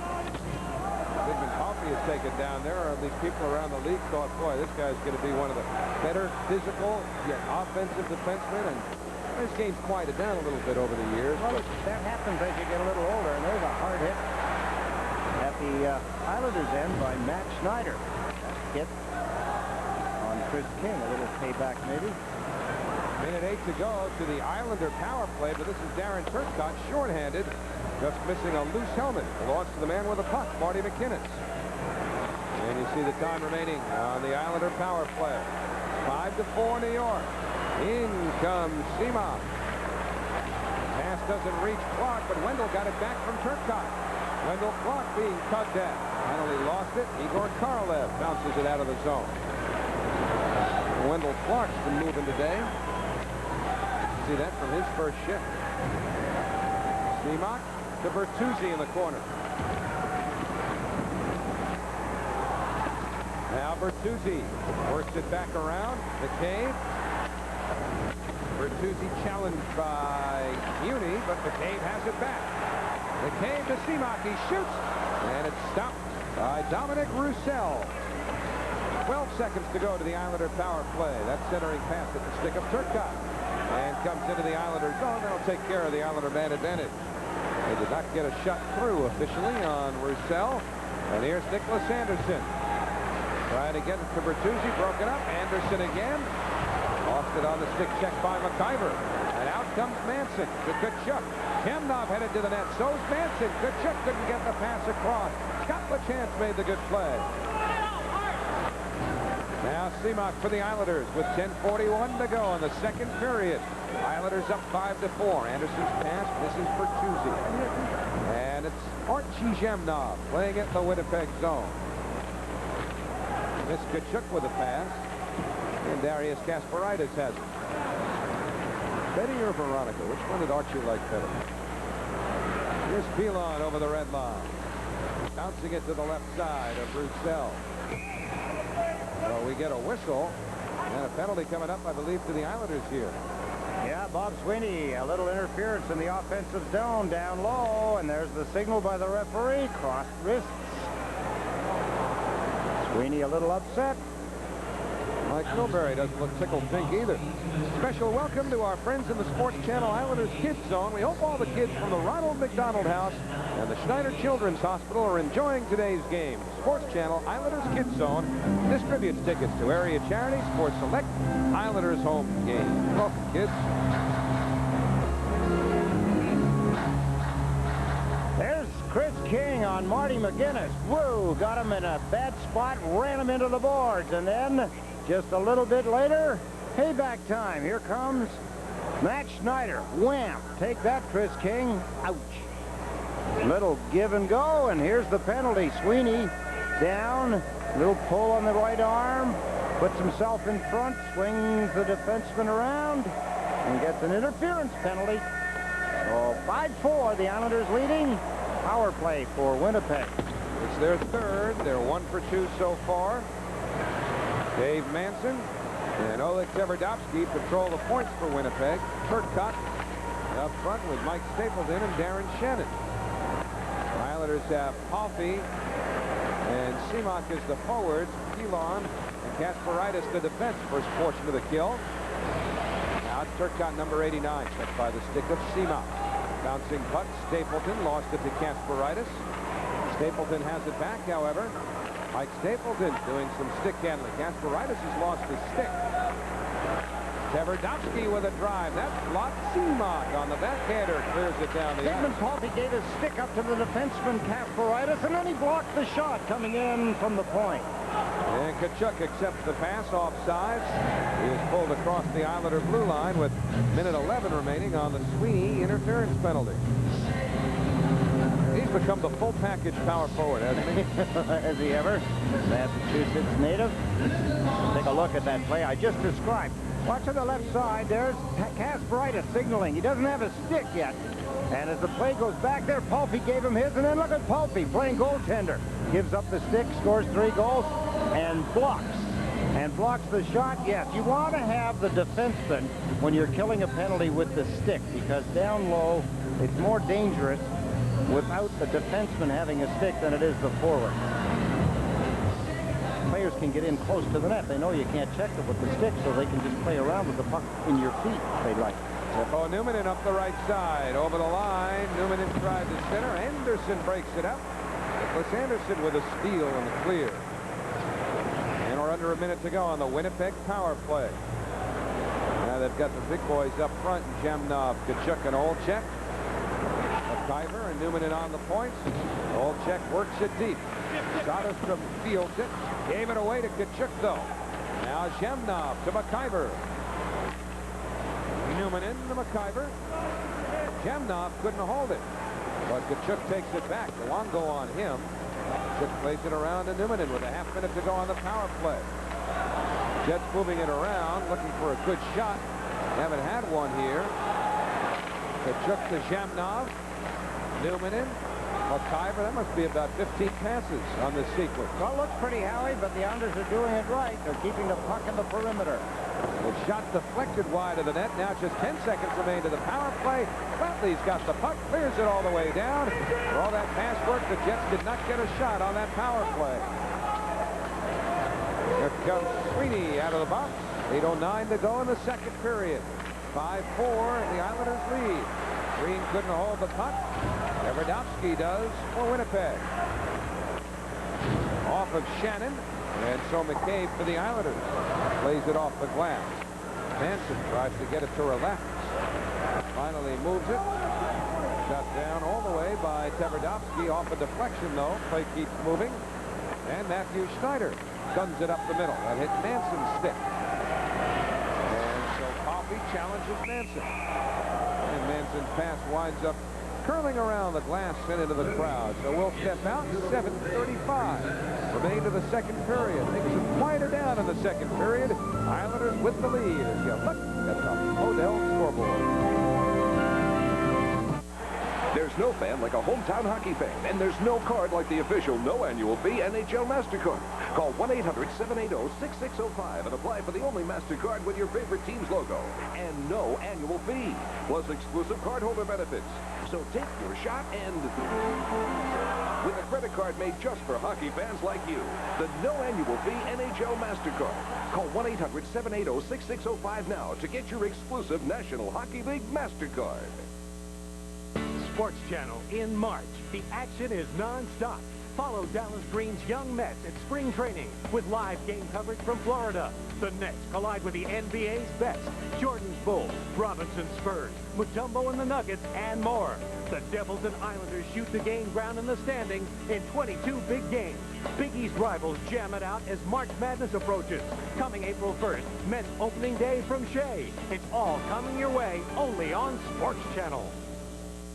That's Dallas Drake, a player that hit Derek King and sent him off the ice at the end of the first period, and he has gone for cautionary measures to the hospital to make sure that he's all right. But Dallas Drake, if you ask someone before the hockey game that knows about him, he is a hard hitter. Short-handed goals. He leads this team in short-handed goals. Obviously a good penalty killer and very strong on his skates. Much like a Todd Bertuzzi, Howard. Played at the same college as a fellow that Mike Milbury is going to get to know very well over the next little while. Tommy Laidlaw, veteran National Hockey League defenseman, who's now the agent for Brian Berard, franchise-type player that the Islanders are trying to sign after acquiring his rights from the Ottawa Senators. Devils and the Toronto Maple Leafs. On Thursday, there's Scott Stevens of the New Jersey Devils. Wednesday, I'm sorry. Sports Authority game time at 7. And the drop the puck a little after 7:30 exclusively on Sports Channel. Thursday's the day that the Islanders will be back at the Fleet Center in Boston to close out the home-and-home in the season series as well, with the Boston Bruins, who were beaten at that Fleet Center yesterday by Jim Carrey and the Washington Capitals 2-0. Boston struggling, trying to get to a playoff position. Ooh, there's a dangerous play. Not since 1966-67 have the Boston Bruins missed the Stanley Cup playoff. They're in danger of that happening this season. The first time since then, Boston out of the playoffs as of today's standing. 9th in the Eastern Conference. They are 4 points out of the playoff spot as of today. Chris King handles the puck behind the Winnipeg net. On now to Turcotte, who gets to the red line.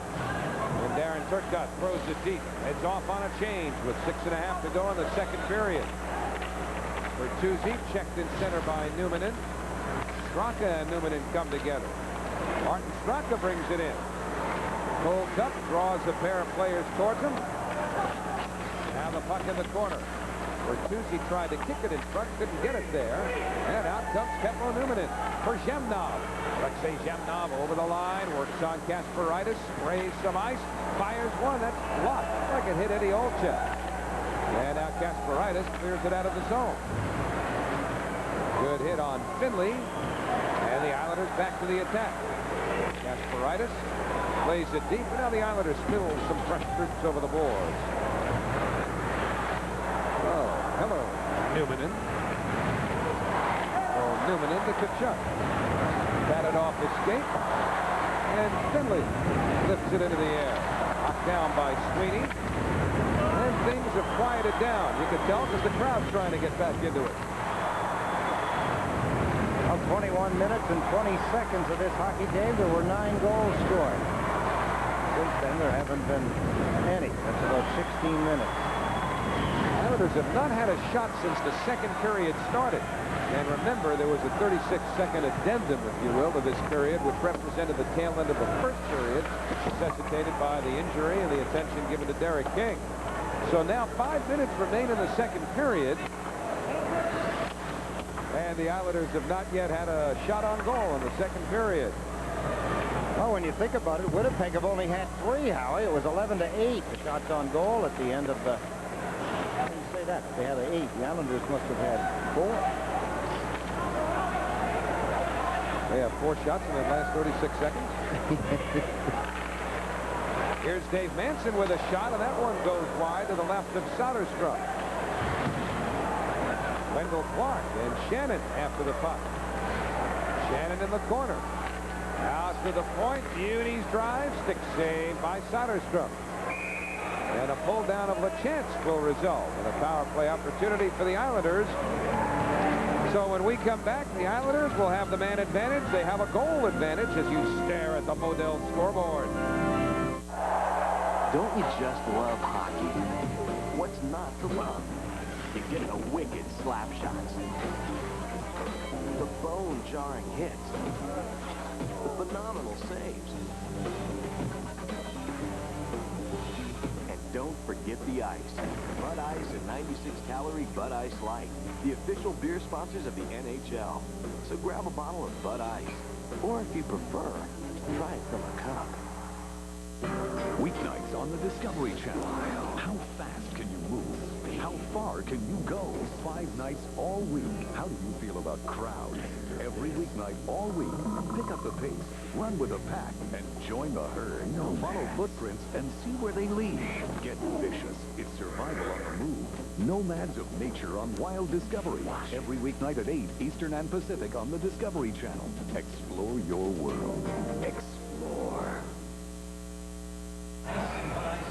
Well, they're not conductors. They are hockey sticks in people's hands here at the Coliseum. That day, well, there we are. Young folks get a street hockey stick. Yeah, put it down gently. That's right. Either that or they were working on pulling down their dad or their mom. I don't know. I saw a little chicanery in those eyes. Anyway, the Islanders are going to the power play here for the 4th time this afternoon. Islanders up a goal. They've got Green, Coffey, Bertuzzi up front, McCabe, and Schneider back. Marty McKinnis went off for what we think were equipment repairs a little while ago. I don't know that we've seen him since, though. And the puck cleared down by Chris King, the Jets. Jets making some changes on the penalty kill now. They've got Turcotte up front, along with Korolev, Newman and Finley back. Bertuzzi center. Alfie couldn't finish. Finished everything else so far today. McCabe to Schneider. The drive misses the net hard, and that forces everybody out of the Winnipeg zone. Minute 10 to go on the Islander power play. 5-4 New York. Coffey has the hat trick. McCabe has the puck. And the head man to Wendell Clark. He gets to the Winnipeg line. Here comes Coffey, but he missed the net. Now Clark couldn't find the handle. Manson back the other way, short-handed. Sends Turcotte in. Back for Manson. Dave Manson shot off the stick of Soderstrom. And Clark heads up. Seamock with Coffey and Clark. Here's Coffey shooting one. Stick save by Roussel. And underneath the, or on top of the puck anyway, is Craig Muni. Good try by the Islanders. 36 seconds remaining in the power play. Craig Muni getting back quickly. You could tell there was things were breaking down. Dominic Roussel, who in net now. There's the play. Palpy, the puck rolled up on him just as he wanted to shoot it. You can see he didn't get a lot on it, but he forced Roussel to make the save. First stopped by Dominic Roussel. Not a tough one, coming off the stick. I suppose, though, when you have 3 goals, he recognizes that Zygmunt Palpy has 3 goals in the hockey game, so he's got the hot hands and things are going well, so you never know. You've got to play your hardest against anything that he's going to shoot. All 3 of Ziggy's goals today, in fact, all 5 of the Islander tallies coming against Nikolai Habibulin. Now Schneider to LeChance, half-minute to the power play. Schneider's drive, blocked by Newman. And here come the Jets. Drake offsides at the Islander line with 2.5 to go in the period and 21 seconds on the power play. It's almost as if it was nap time, Howie, because of all the flurry. 9 goals. As I said, it was in the first 21 minutes and 21 seconds of a period that started after the injury to Derek King. But now, nothing. Islander fans, you can't bring the home rink with you, but you can bring the ice. Bud Ice. Ice brewed for the smooth taste that goes down easy. Bud Ice, the official beer sponsor of the old NHL, of which Wendell Clark has been a part of since 1985. And the question is, will he be a part of the New York Islanders by the 21st of March? Trade deadline is the 20th. And there are scouts from probably every team in the league here today. Jacques Demers from Montreal, hired coach this year. He is here. Got your Peter Mahovlich from Edmonton. Billy Deneen, Philadelphia. Boston has Marcel Pelletier. Aaron Turcotte has the puck. Drake fires. And a save by Soderstrom. Teams are at equal strength. There's Coffey shooting. Oh, a glove save and a dandy by Roussel to rob Coffey of his 4th of the game. Nice stop by Roussel. What a collision in front. A couple of the players. Again, Dallas Drake involved. Let's take a look at the MCI Proof Positive replay of the hockey game. What else? Zygmunt Coffey. This is Travis Green as he fakes, drops it off. Here's the shot. Watch behind the play, the collision. Wow! Tremendous collision between Dallas Drake and Darren Turcotte on our MCI Proof Positive replay that had everything. Good shot, good save, and a collision between two Winnipeg Jets. Well, we're down to a minute 57. Dominic Roussel restoring some law and order for the Winnipeg Jets. Trailed by a goal. They led by 2 at 3-1 until the Islanders scored 4 unanswered. Right now, the faceoff is in the Winnipeg end of the ice. Sweeney wins a draw from Kilger. Latley trying to get the puck free.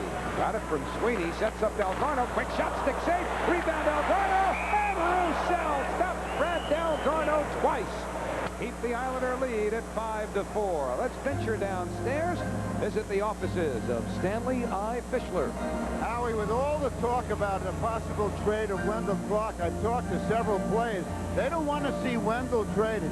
Matter of fact, the image we have of a seemingly disinterested Clark really isn't the case in the dressing room. Unlike Kirk Muller, he's turned into a leader on this team. A lot of the players look up to him, and the players would not like to see Wendell traded. So I wonder whether management is taking that into consideration. Howie? And it also poses an interesting question, Stan and Ed, about how much veteran personnel do the Islanders really want to move? In other words, as this team grows, you're still going to need veterans, or some anyhow, around which to accelerate the building process. Question is, does Wendell fit into that, financially and otherwise? Well, is that right? Can they replace some of his maturity with somebody else?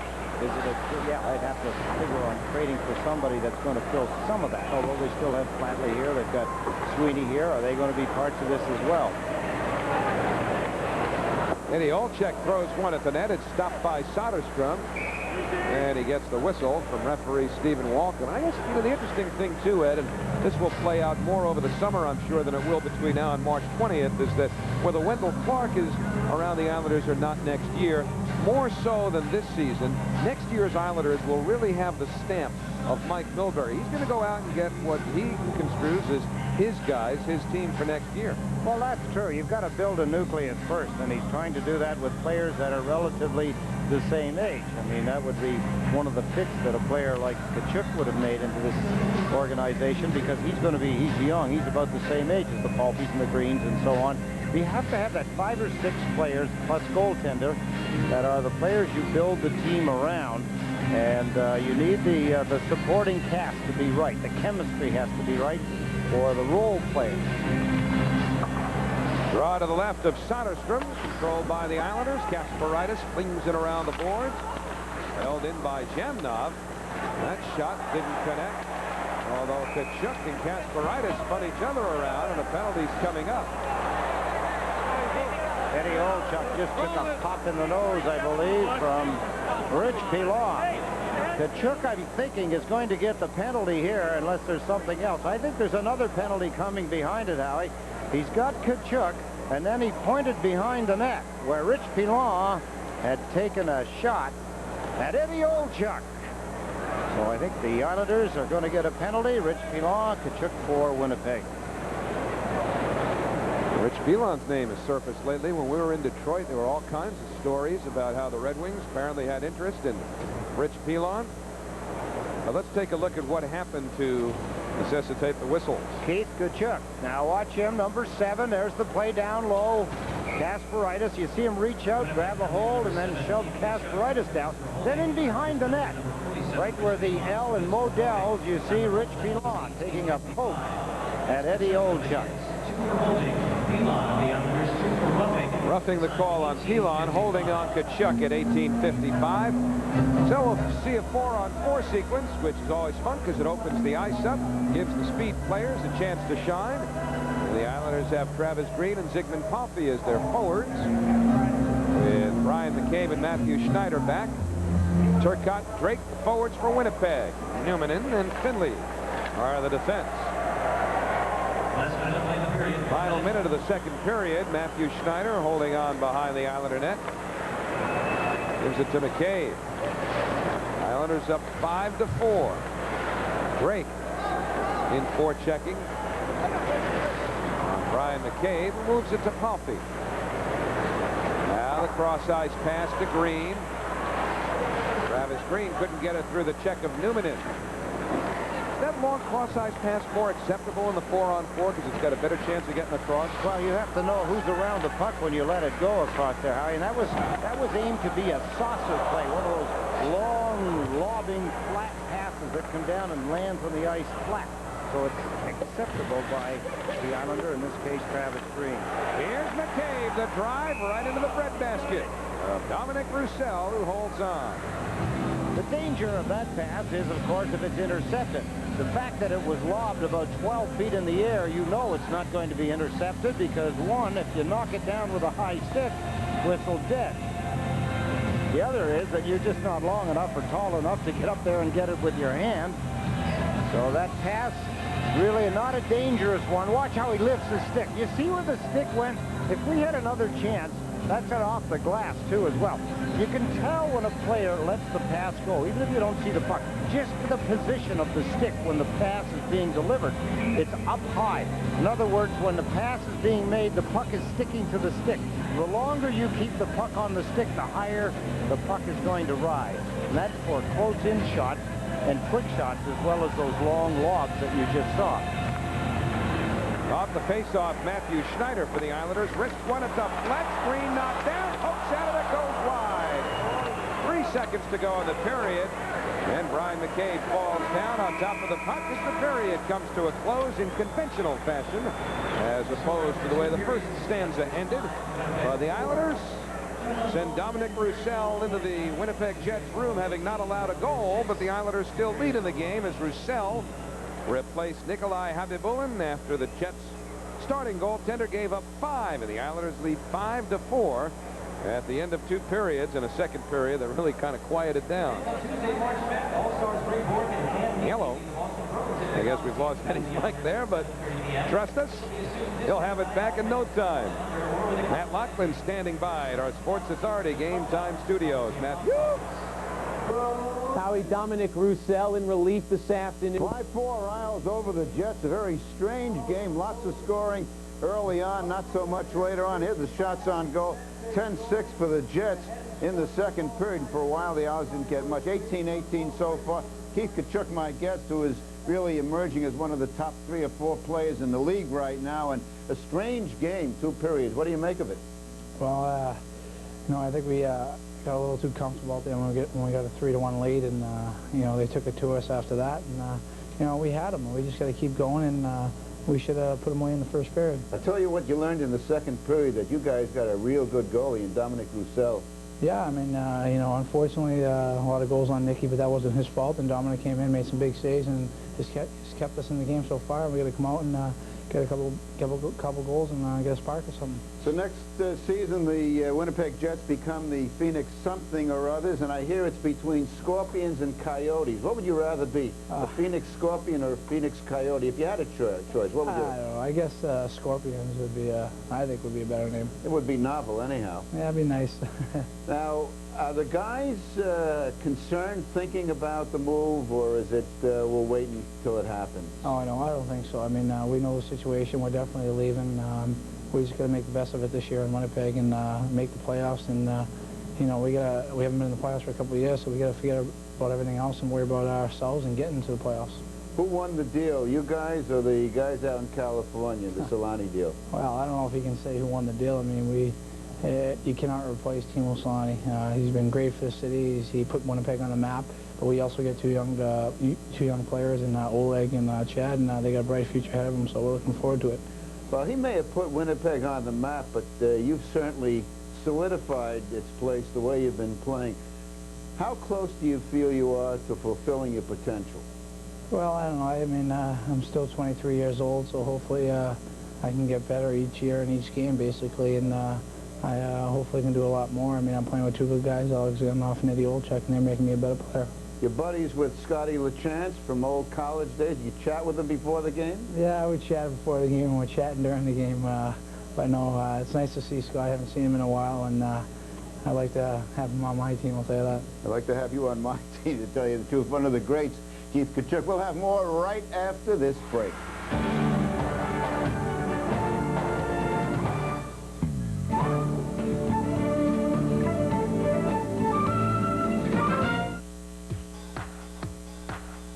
April 12th, a Friday night at 7:30 against the Florida Panthers.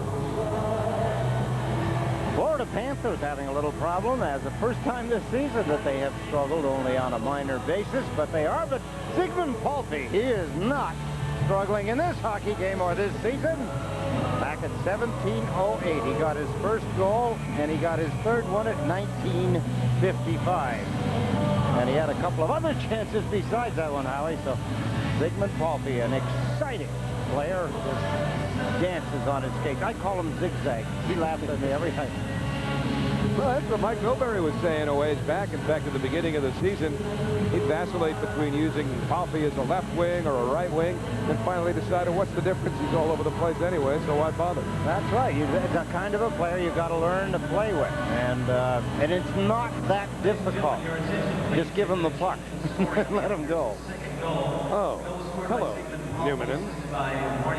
He's had himself quite a game for the Winnipeg Jets. Teppo Numminen with 2 goals. Inadvertently kicking in one for the Islanders, which was credited to Travis Green. But tell you what, there are a lot of people around the league who look at offensive defensemen and, you know, just all-around defensemen in the league. That's Dominic Roussel, the Jets' new goaltender. You can put Teppo Numminen in some people's opinion up in the top half dozen of the league now. Oh, yeah. I mentioned at the beginning when he was scoring those 2 goals in 43 seconds, Howie, that he is a player that is overlooked. I think, one, because he plays on the Winnipeg Jets and doesn't get that kind of recognition that he would get if he played, say, in Toronto or Montreal, even Vancouver, Calgary, possibly Edmonton. But in Winnipeg, he has not been appreciated as he would be and as he is by a lot of us around the league. All right, McInnes with a bruised right shoulder will not return. 4-on-4 to start the third. Stapleton, an instant opportunity for Winnipeg. Stopped by Tommy Soderstrom. Puck slapped by Numminen behind the net. Couldn't be reached there by Igor Korolev. He got off to a tremendous start for the Jets this year, Korolev did, and has really faded since. There's McKay putting one across the goal mouth. No Islander there. And up the right side comes Korolev with Stapleton. Korolev gains the zone. Holds up. Didn't squeeze it through Schneider. He's got it back, though. Korolev turning on the challenging Palffy. And now it's Stapleton in the corner. Watched by Schneider. Korolev worked over by Palffy, who takes him down. And Stapleton gets to the puck.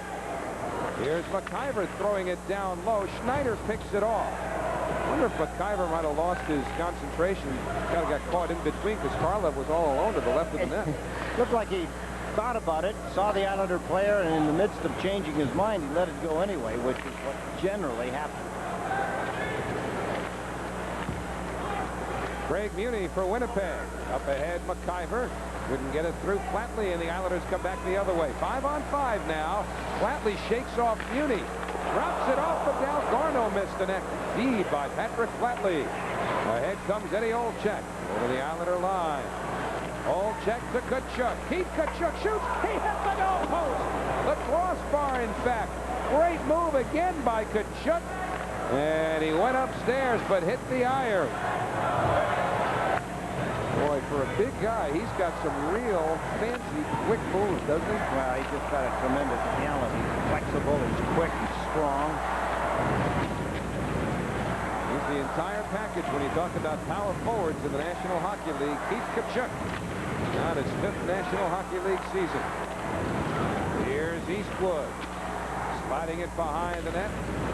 Darren Shannon withstanding the tug of Luongo. Eastwood got it to Drake behind the net. Dallas Drake setting up to Shannon. He missed the net. Now Tverdovsky for Winnipeg. Oleg Tverdovsky works it to the corner. Drake finds Eastwood. Eastwood fed the slot. Nobody home for Winnipeg. 2.5 gone in the third period of a 5-4 Islander lead. They've lost 2 players now for the rest of the game to injury, King and McInnes. So they're down to 10 healthy forwards. Manson watched by Bertuzzi. Got it up the middle. Eastwood for Drake. His drive stopped by Soderstrom.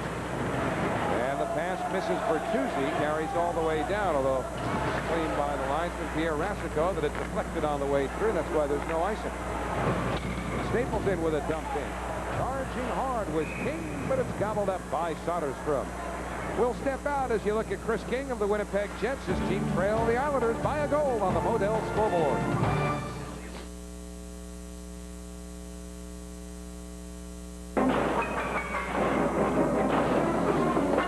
Do it! No! Do it! Never! And I will! No!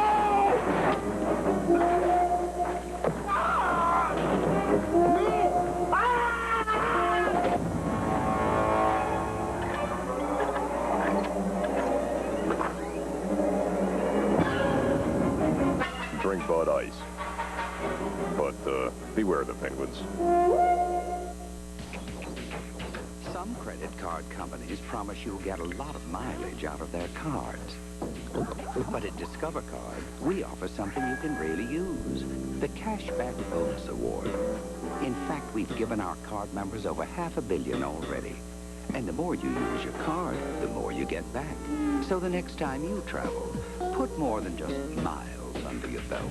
It pays to Discover, the card that pays you back. Use it where you see the notice sign. Get a good look at Keith Tkachuk as he rings one off the goalpost. Watch and listen. And that wouldn't have counted if it went in. Did you see number 10, Alexei Zhamnov? He was in the goal crease. He was actually behind Tommy Soderstrom. Look at number 7, Keith Tkachuk. Face-off coming up to the right side of Tommy Soderstrom. Played for the '92 U.S. Olympic team. Keith Tkachuk did. And a high choice, I'm sure, for Team USA in the upcoming World Cup tournament. It'll be played late this coming summer. It'll be the replacement of the old Canada Cup, which till now really has been the best hockey tournament in the world, don't you think? Everybody's got their best going. Yep. Had the opportunity to do a lot of games in the early Canada Cup. Boy, great hockey. Eddie Olczyk, the tempo and Newman in, slides one across the goal area, or at least the slot. Zhamnov couldn't connect. Now he gets it back to Olczyk. Eddie Olczyk in front for Tkachuk. He plows into Soderstrom. Tkachuk, it seemed, only took mild contact and could have avoided the goaltender there, but in any event, play continues, and Kasparaitis for the Islanders. Missed Green with the pass. And this one will go for an icing if Finley ever gets there, and he does. Unless I saw it wrong, Howie. It looked like Tkachuk had run into the goaltender. I wasn't watching that closely, but Tkachuk seemed to cut through the goal crease, run over Tommy Soderstrom. Let's take a look, see if that's really what happened, or was I seeing it too quickly and not the right way. There's Old Chuck making a play to the front of the net. Here he comes. Boom. Goaltender's in the goal crease. I guess they feel that he got pushed in.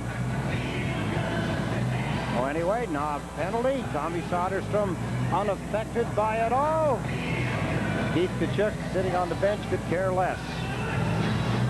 Mets and the Orioles coming up. Preseason baseball here on Sports Channel Saturday at 7 with Sports Authority game time at 6:30 p.m. And then we'll show it to you again next Sunday morning. The Mets and the Orioles. Last time that counted was going on 27 years ago. Davey Johnson, that'll be fun. Davey Johnson, now the manager of the Baltimore Orioles. And of course, the New York Mets don't really feature players any longer from Davey's day in New York. There's a shot stopped by Soderstrom, thrown from a sharp angle by Mike Stapleton. And the puck comes all the way down, and another icing coming up as Muni comes back to make the touch. 4:01 gone in the third period. Craig Muni came over from Buffalo for Darrell Shannon. Hanson boys. These aren't the real Hansons. You could have fooled me. Old-time hockey. Yeah, it looks like Howard Stern in the middle. Doesn't it? Anyway, some guys having some fun. The Nassau Veterans Memorial Coliseum. How much would you pay to see Howard Stern on skates? Face off to the left side of Tommy Soderstrom. Muni unable to hold it. Clark tried to barrel through him, couldn't do it. And the play backed up by Norm McIver, the well-traveled defenseman of the Winnipeg Jets. McIver now the 16th. They brought him here for the power play, which has picked up a great deal, Howie. He's a power play specialist, point man, and McIver has provided.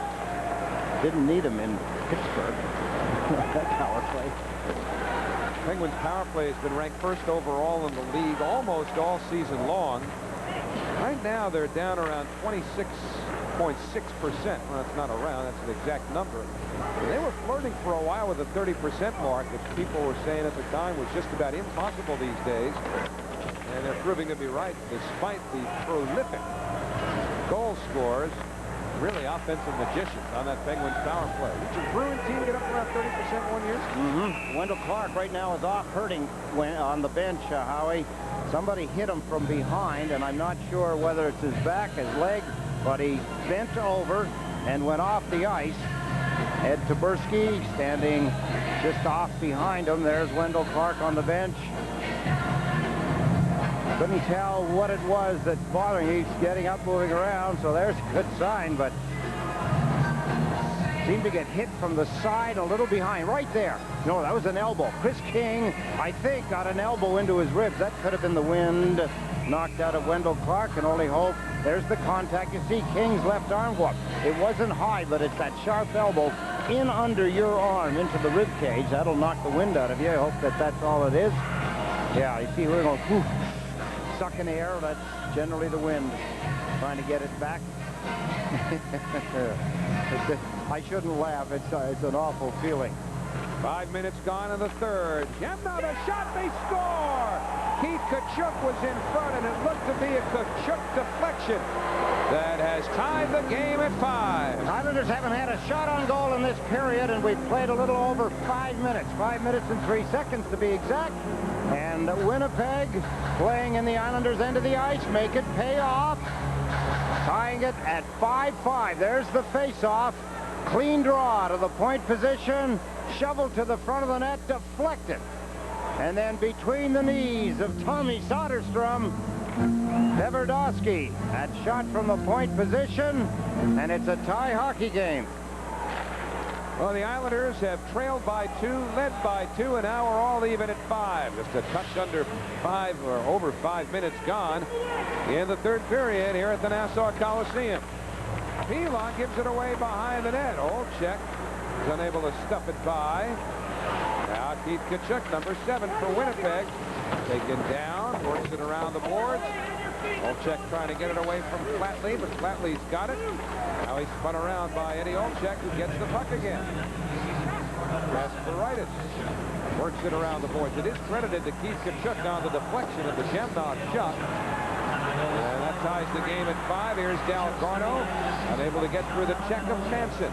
So Zhemnov whips it hard around. Tkachuk knocked down as he plays the puck ahead to Olczyk. And Olczyk to the red line. Dribbles it to the Islander line. Didn't get it deep, though. Luongo turns it up. And here's Seamock over the Winnipeg line. Left it at the line. LaChance throws it at the net off the stick of Roussel. Tkachuk from Zhemnov and Olczyk at 5:03, number 39 for Keith Tkachuk. Now Manson plays it ahead to Shannon.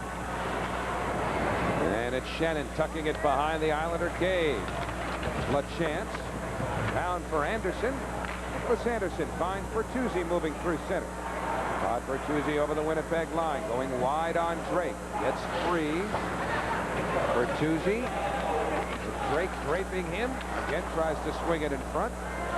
And again, Eddie, you were diagramming before that you won't have players in front of them. No, boy, if you're playing, and that's a style, and if you're a teammate of his, and you've seen him do it so many times this season, that's where you want to get. You want to be 20 feet out in front of the net and slowly work your way to the front about 10 feet out when he gets behind the net, because you know it's going to come out there. Ideally, do you want to have bigger players then playing with Bertuzzi? Turcotte fires wide. I mean, does size matter in that situation? Well, I was just describing earlier how someone like Zygmunt Palffy knows when to move into the spot and when not to. It's just a timing aspect. It doesn't have anything to do with size. You just have to feel that this is the time it's going to start to come out to the front of the net and be there. Palffy with the steal. Couldn't gain control of it. Kasparaitis has it. Now Kasparaitis to the Winnipeg line. Shoves it deep with 7.5 gone in the third. 5-5 your score. Dave Manson played it off the stick of his teammate Igor Korolev. And Soderstrom fields the puck for Pilon. And that somewhat different thumping sound you hear in the background, no doubt made by the kids with their hockey sticks. Street hockey stick day this afternoon. The kids banging them against the steps or the areas in front of their seat, making some extra noise. Manson scores! Manson just threw it at the net. They set up a screen in front of Soderstrom. It's 6-5 Winnipeg. I pointed out when they tied it, Howie, that the Islanders have been in their own end of the ice since this third period got started. They have now had one shot on goal. We have 11:59 remaining in the period. And back at the point, back deep in your television set, there's the puck. There's the quick shot. Was deflected again, I believe, directly in front of the net. Deflected down. Not a good thing for goaltenders.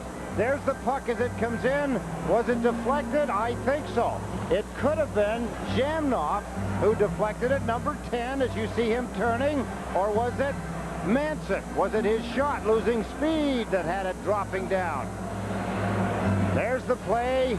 Back to the point. There's the shot going down. Look at it. Looks like it started to flip. Could it have been Zhemnov, or was it Korolev, number 23? They both had their sticks out. Korolev tied up right now in the picture with Rich Pilon. So the Islanders fall behind 6-5 after leading a score of 5-3 at one point. Whereas the Islanders had come up with some unanswered goals, 4 of them in fact. Now it's the Winnipeg Jets with 3 straight, and it's credited to Korolev on the deflection. So Eagle Eye Westfall catches another one, but the Jets now with a 1-goal lead as Newman comes back to play the puck. The Winnipeg zone to Olczyk. Luongo knocks that pass down. Manson and Olczyk assisting on Korolev's 17th at the 8:01 mark. Here's Zhemnov, quick shot. Soderstrom makes the save on that. Well, Korolev had 11 goals back on November the 10th. That's only his 6th goal in almost 4 months. For now, it's enough to give the Winnipeg Jets the lead as you look to the Modell's board. Maybe you've always seen yourself in a new Jeep Cherokee Sport with a 190 horsepower engine, no charge air, and driver's airbag. But maybe you've never seen one fitting into your budget. So maybe you'll be surprised to see for 0 down and $289 monthly 1 cab. The easy-to-lease Jeep Cherokee Sport. Now, if you can see it in your head, you can see it in your driveway. Sports Channel in March. The action is non-stop. Follow Dallas Green's young Mets at spring training with live game coverage from Florida. The Nets collide with the NBA's best. Jordan's Bulls, Robinson's Spurs, Mutombo and the Nuggets, and more. The Devils and Islanders shoot the game ground in the standings in 22 big games. Big East rivals jam it out as March Madness approaches. Coming April 1st, Mets opening day from Shea. It's all coming your way only on Sports Channel. Well, I'll tell you, when they tied the score, they were a happy group, and then the go-ahead goal by Korolev, Manson and Olchuk. Now, look at Randy Carlyle. That's the guy standing in the back on the far side of Terry Simpson. Outstanding career, Randy Carlyle, a defenseman, Pittsburgh and Winnipeg.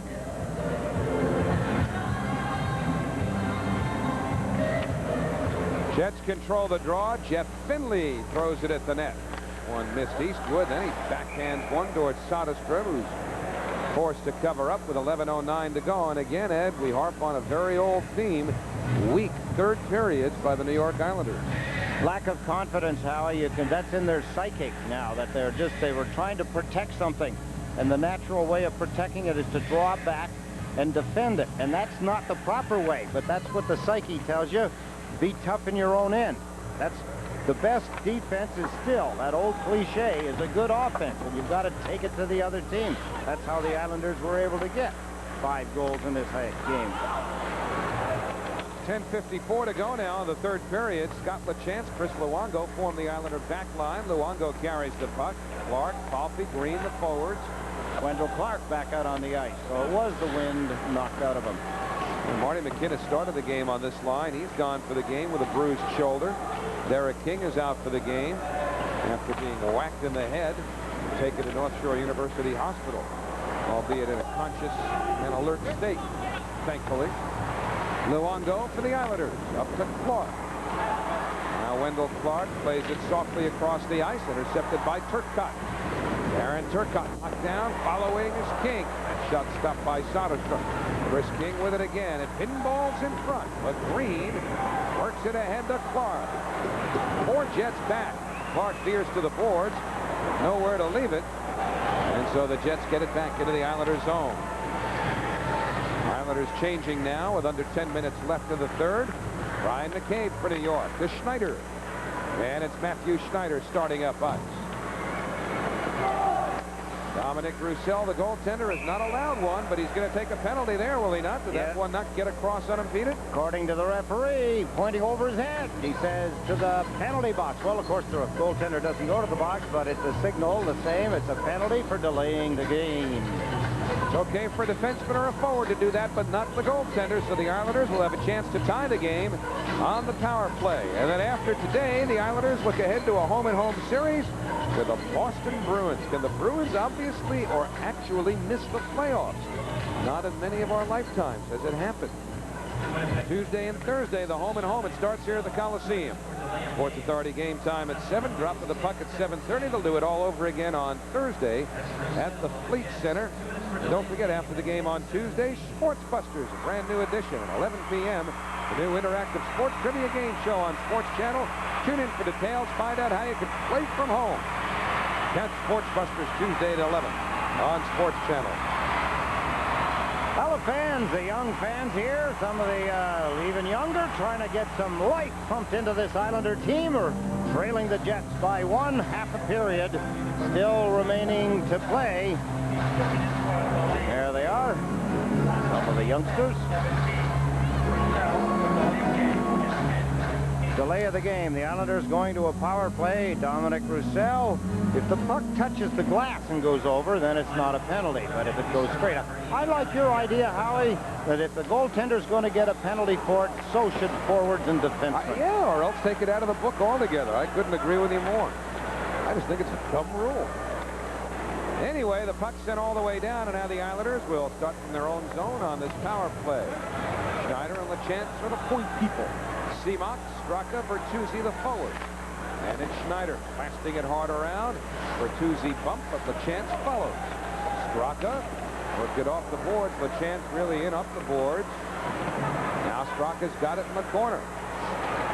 Seamock and Straka exchange. The chance backs it up, centers one, slapped away by Newman in as Bertuzzi was poised for the redirection. And it's cleared all the way down by Darren Shannon, and the Jets change their penalty-killing unit. Winnipeg now with Manson and Muni back. King up front, along with this fella, Stapleton, and he scores! Stapleton just threw it at the net. A weak goal by Mike Stapleton. It's his second of the game, a shorthanded goal, and Winnipeg now leads 7-5. He's shown me in this hockey game how he's something I didn't know about Mike Stapleton, that he's got a very good shot. And that's his first shorthanded goal. Interesting, he kills a lot of penalties. He's had 2 power play goals. This is his second goal of this hockey game. Watch the play as it develops there. Fake, and then just whipped it. Beautiful chopping shot. And Stapleton, whose father, Whitey, longtime NHL player, Boston and Chicago. He just put it in under the crossbar. A shorthanded goal, a 2-goal lead now for the Winnipeg Jets. Yeah, let me take that back a little bit, although Tommy Soderstrom wouldn't mind having it back. That was a pretty good shot by Mike Stapleton. Well, it wasn't. A bit of a screen setup, and, you know, it's hard to say, listen, you can't blame the goaltender when they get 7 goals. I would say that there's a few of them that maybe he, with another opportunity, would have made the saves, but he's been fed to the wolves in this game. Goaltenders haven't counted as Stapleton gets his 8th goal of the season, second of this hockey game, in under the crossbar. There's a little dump pass. There's the shot. No, Tommy Soderstrom did have a good look at it. He was not screened. That beat him cleanly over his left shoulder. Is it going to happen? I doubt it. I don't think at this position that they would put the show in. Well, the Islanders come back in. Stapleton from King shorthanded at 11-13 to make it 7-5. Steiner a drive, glove juggled by Roussel, but a fast whistle from Stephen Walcom, and I guess Roussel complaining about the contact after he'd had the puck. You see Walcom now, he's explaining it to the Islanders where they complained about the fast whistle. He's saying up here on the chest, he's motioning with his hand, saying the puck was up on the chest. I thought he had it smothered, and as I put the whistle to my lips, it started to come loose. Could not hold it back. Let's listen to the whistle on the play, and you make the call. Puck was on its way down and almost to the ice when the whistle blew. Matt Schneider, there he is. Drilled that one in high on Dominic Roussel. Face-off will be to the left side of Dominic Roussel, who has not been scored upon after Nikolai Khabibulin gave up 5. Half-minute to the Islander power play. They've given up a short-handed goal in this sequence. Palffy to Clark. Now Palffy again. Feeds the slot. Green try to get it back to Clark. Too hot to handle. Newman around to the far side. Comes out of the zone. And that'll send the Islanders scrambling back with only 10 seconds remaining on their power play chance. McCabe off the boards to Green. Steps around Chris King. Over the line. Travis Green doesn't fire. Feeds Palffy. Sigmund Palffy darts to the net. But it's poked away, and the Jets clear all the way down. The penalty is over. Winnipeg with a short-handed goal during that Islander power play. And with 7.5 to go in the third period, Winnipeg leading 7-5. They have scored 4 unanswered goals. Keith Tkachuk stepping up. Centers one. Doesn't reach Jamnov. Rich Pilon for the Islanders. Back to Clark. Randall Clark leaves it for Sweeney. In over the line. Spun around. Dump penalty coming up. As the Jets take possession, Eddie Olczyk, the guilty party, and the Islanders will go back to the power play when we return. The time's a wasted. 7-11 remain to the third period here at the Coliseum. Winnipeg 7, New York 5 on the Modell's board. Sunjet, shining brighter every day, presents this season's travel forecast. Clear skies and low fares on Sunjet. Call 1-800-4SUNJET and join the thousands who are saving hundreds of dollars on airfares. On Sunjet, you can fly from New York via Newark to Orlando from just $79. New York to Tampa St. Pete for just $79. And New York to Fort Lauderdale is also just $79. Seats are limited, so call 1-800-4SUNJET to reserve yours. Sunjet, we're shining brighter every day. If you're a golf fanatic, join the club, Club Golf.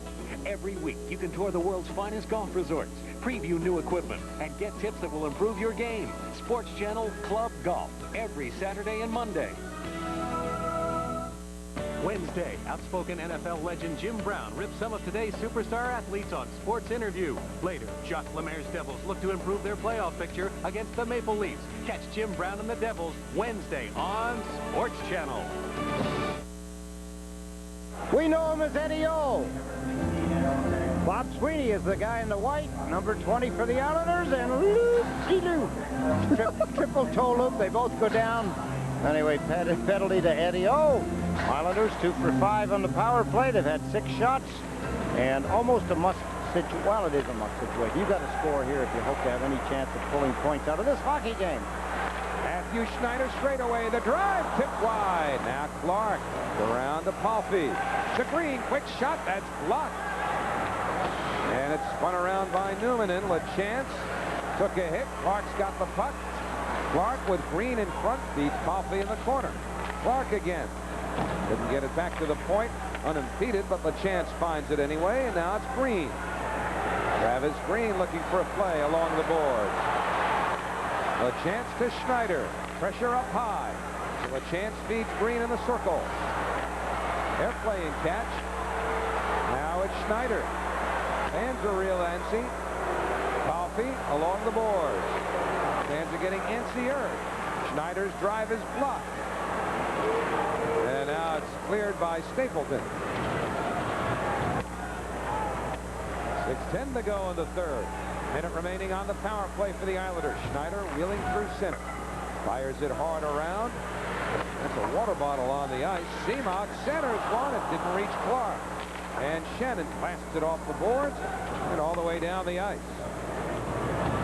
40 seconds remaining to the power play. 5:50 to go. Third period. 7-5 Winnipeg. Islanders led 5-3 after trailing 3-1. Seamock centers one. Sticked away by Roussel. And batted out by Shannon. Now Drake with Shannon. 20 seconds to the power play. Drake's drive stopped by Soderstrom. Bertuzzi over the red line. This is Kaka. Smashed around and out to center. And the Islander power play going nowhere with 10 seconds remaining to the man advantage. Well, less than that. I misread the board. Here's Olczyk out of the box. Keith Tkachuk moving behind the net. Trying to feed the trailer Finley. It ends up behind the net. Olczyk hit by Luongo. Olczyk powering in front, but nobody home for the Jets. 4:52 to go in the third period at 7-5 Winnipeg. It's always been interesting, Howie, when the fans get on the goaltender when he makes an easy save. And yet, in my thinking, Tommy Soderstrom is just that he should sue for non-support. Not from the fans, but from some of his teammates. Brian McCabe gets the puck into neutral ice, knocked down with a stick over the shoulder by a Jet, and then played by Olczyk, so we'll step out. 4 minutes, 30 seconds remain to the third. The Islanders down 2 on the Modell's board. Welcome to Hockey 101. This is the puck. This is the net. This is the Zamboni. These are hits. These are saves. These are goals. And this, well, this is the ice. Bud Ice and Bud Ice Light, the official beer sponsors of the NHL. Not just another President's Day sale, but the big winter clearance. The blizzard of '96 left Chrysler and Plymouth dealers overstocked. Now, on the already low-priced Plymouth Neon, you can get $1,000 cash back, or even a low 1.9% finance rate. That's Plymouth Neon, with available air, automatic, dual airbags, and more. Now with $1,000 back, only at Chrysler and Plymouth Big Winter Clearance. Don't let it pass you by. Well, a pretty solemn bench for the Islanders. A lot of emotional roller coasting in this hockey game, Howie, when you think of the Islanders. They started out with a goal at 1:21 into the hockey game. Schneider then watched as Winnipeg got 3 straight goals to make it 3-1. Then the Islanders came back with 4 straight goals. Wow. At home, you score 5 goals at home and don't come out of it with any points. What went wrong? Dave Manson in the Winnipeg zone leaves it for Tverdovsky. Winnipeg Jets standing to win their 5th in a row. They continue to improve their lot in the playoff hunt in the Western Conference. Started off in the 8th slot, which is enough to qualify. Only 1 out of 7, 2 out of 6. They're 5 points ahead of their closest pursuers, the fading, and I mean quick fading, Los Angeles Kings. So the Jets' final season in Winnipeg is likely to wind up featuring some Stanley Cup playoff action. They'll be in Phoenix next year. Bob Sweeney in the Winnipeg zone right now with 3.5 to go in the 3rd. Eastwood taking it in the Winnipeg zone. And the Winnipeg Jets, a proud hockey name. If you think all the way back to 1972 when the World Hockey Association was formed, Ben Hetzkin was the owner, the original owner of the Winnipeg Jets, and he signed the great Robert Marvin Hull to what was then a huge contract to give the WHA instant credibility. Well, he did, Howie, and how they did that was that I believe that a lot of the owners got together and helped foot the bill.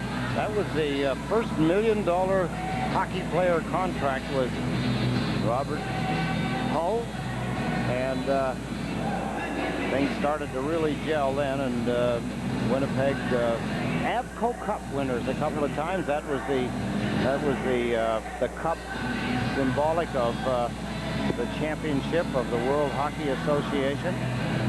Had the Jets gone into the National Hockey League with the club which left the WHA or something close to it, they might have made some sort of an impact, but Anders Hedberg and Ulf Nielsen jumped to the New York Rangers. Other players left the Jets as well because based on the agreement between the NHL and the WHA by which the teams were absorbed, you're only able to protect one player. The Canes drive is stopped by Roussel. Yeah, and when you think back that it was Winnipeg, Edmonton, Quebec, and Hartford that joined the NHL, and you've got Winnipeg leaving, Edmonton could be. Their things aren't going that well. Here's a shot by Brian McCabe. Good low shot. There you see it. You can see what a good picture there. You can see what Dominic Roussel can't see, or what he can see. But the legs, people trying to get out of the way, some of them trying to screen him. But Edmonton is in jeopardy. Quebec is already gone. So 2 of the 4 gone, and Hartford isn't exactly a solid franchise. Every time we're in Hartford, we always hear rumors about where the Whalers are going next, and people who own the Hartford Whalers purchased it a couple of years ago from the state under the condition that they be forced to remain in Hartford for at least 4 years, but there's even some fine print there which may allow them to buy their way out. So all 4 of those former WHA cities imperiled as per their National Hockey League standing, or extinct in the case of Quebec and now Winnipeg. 2:45 remaining in the 3rd period. Islanders trailing 7-5. Green gets the dump in. Todd Bertuzzi tried to feed it to Green. The pass missed, and here's Olczyk leading Tkachuk. Now Luongo around to Wendell Clark with 2:24 to go on the 3rd. Clark up to Bertuzzi. He took a hit from Muni. Luongo follows. He centers. Seamock was turned around. And a good play by Eddie Olczyk. Back-checking. Oh, boy. Oh, boy. I was going to say it's been a long night, but it's still afternoon. Yes, it certainly has been. Keith Tkachuk lost it. Here's Bertuzzi with a shot, and that's stopped by Roussel, who remains perfect this afternoon. Now a chance for the Islanders at the red line. And the fans have some souvenir sticks. Now somebody's got a souvenir puck as well. They'll be heading out eventually to a college basketball game between Stanford and the Golden Bears. Remember that great call of Joe Starkey when the Bears I believe won the Rose Bowl, whatever game it was. I think it was the game that got him into the Rose Bowl when the band went on the field. That was football. This is basketball. Stanford, California. We'll have it for you right after today's game. Dominic Rousseau, you ask, you receive. How many shots has he faced and stopped in this game so far? 11. That's it. All in relief of Nikolai Habibulin. Habibulin had started, including today, 18 straight games for the Winnipeg Jets since coming back from his sprained knee. Had him out for 6 weeks, but clearly established himself as the #1 goaltender for the Winnipeg Jets. 18 straight starts coming into this game. Won 3 straight games. Made Tim Cheveldae expendable, and so he went to the Philadelphia Flyers in exchange for Dominic Rousseau. And here's Dallas Drake. Stripped by Schneider. Minute 13 to go. And the puck comes out of the zone. So the Jets going to make it 5 straight unless the Islanders pull off a near miracle in the final minute. The Islanders will go down to their 4th straight defeat. Todd Bertuzzi behind the Winnipeg net. Keeps his legs moving despite being forced wide by Newman. And now Dallas Drake brings it up the right side. Lost it to McCabe with 43 seconds to go. Remember, the Islanders will play the Boston Bruins here at the Coliseum on Tuesday, and then they'll head to the Fleet Center in Boston to complete the home-and-home. Manson and Seamock have been shoving behind the play. Wendell Clark's got it in the corner with a half-minute to go. Now McCabe throws it at the net. It's blocked. Winnipeg defense has collapsed well around the net, blocked several Islander shots this afternoon. Well, they haven't had a lot to work on, Howie, and that's really been the story. I think the Islanders have had 5 shots on goal in the 3rd period. Remember, they've had back-to-back power plays in the period. Roussel and Olchuk getting penalties. So, you know, they had the opportunity to maybe get something going or spark something. You don't necessarily have to score on the power play, but if you get something going, the players coming out behind the power play try to keep the pace up, keep the level up there, but there wasn't any level for them to come out and try and match. Well, the reason we have a stoppage in play because that door to the Islander bench was open while they were changing, and one of the Winnipeg players attempting a cross-eyed pass put it right through the door, and that prolongs the agony for Mike Milbury by a few seconds. Well, it's got to be disappointing because in a close game against the New Jersey Devils, his emotions sprung out and boiled over because of a poor call or two, but there's no question that it can't happen in this hockey game. The emotion that was in the New Jersey game was not in this one, and Mike Milbury recognizes it. Players kind of slink off, get to the dressing room. It's over with. And a happy Winnipeg Jets team, though, I'll tell you, for a team that fell behind and came back, and they sustained as a road team and did what they had to do to try and keep their playoff position protected. Well, with 5 straight wins, the Winnipeg Jets are now within 2 of the 500 mark as they have come to Long Island and defeated the New York Islanders 7-5 this afternoon. These teams will meet again next Saturday afternoon at the Winnipeg Arena. There's your final score. We'll have some more, but first let's send you back to Matt Loughlin at game time.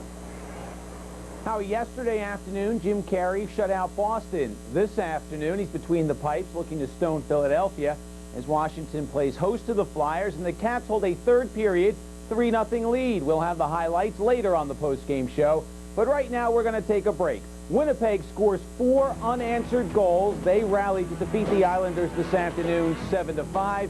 Back to the Coliseum after this. 2 reasons to choose Bell Atlantic 9X Mobile, the cellular leader. Your 2 sides. Your emotional side would love a cellular phone. Your rational side thinks it's too expensive. Your emotional side wants to stay in touch with family, friends, and tow trucks. Your rational side says, no way, we can't afford it. Well, look at this. Both of you. It's Talk Along, the cellular service that's just $14.99 a month. Plus, we'll give you a $35 credit on service or a phone. Call now and we'll sign you right up. With Talk Along, you can call your kids from the store, your boss from a cab, a tow truck from a ditch for $14.99 a month. Look, have your rational side pull out any major credit card and call now. You'll get Talk Along service for $14.99 a month, a Nokia phone for $39.99, plus put your monthly service on a credit card and there's no $25 activation fee. Your rational side will love that. So get yourself together. Grab your credit card and sign up now to get Talk Along and a $35 credit on your phone or service. Talk Along, only from Bell Atlantic 9X Mobile. In the world of credit cards, the traffic is getting pretty heavy, and it's easy to get confused by all the complicated new card offers and restrictions. But people who know where they're going use one card, Discover Card, with the cashback bonus award, the Smart Rate program, and no annual fee. For a positive impact on your finances, use the Discover Card. It pays to discover, the card that pays you back. Use it where you see the Novus sign. With the reliability of the most powerful V8 in its class, full-time four-wheel drive, anti-lock disc brakes, and dual airbags, think of the new Jeep Grand Cherokee as the calm during the storm. Now lease the Jeep Grand Cherokee Laredo with 0 down and just $359 a month. See your Tri-State Jeep and Eagle dealer. That man was perfect. Dominic Roussel did not allow a goal in relief of Nikolai Habibulin. You see the final score, the Jets 7, the Islanders 5.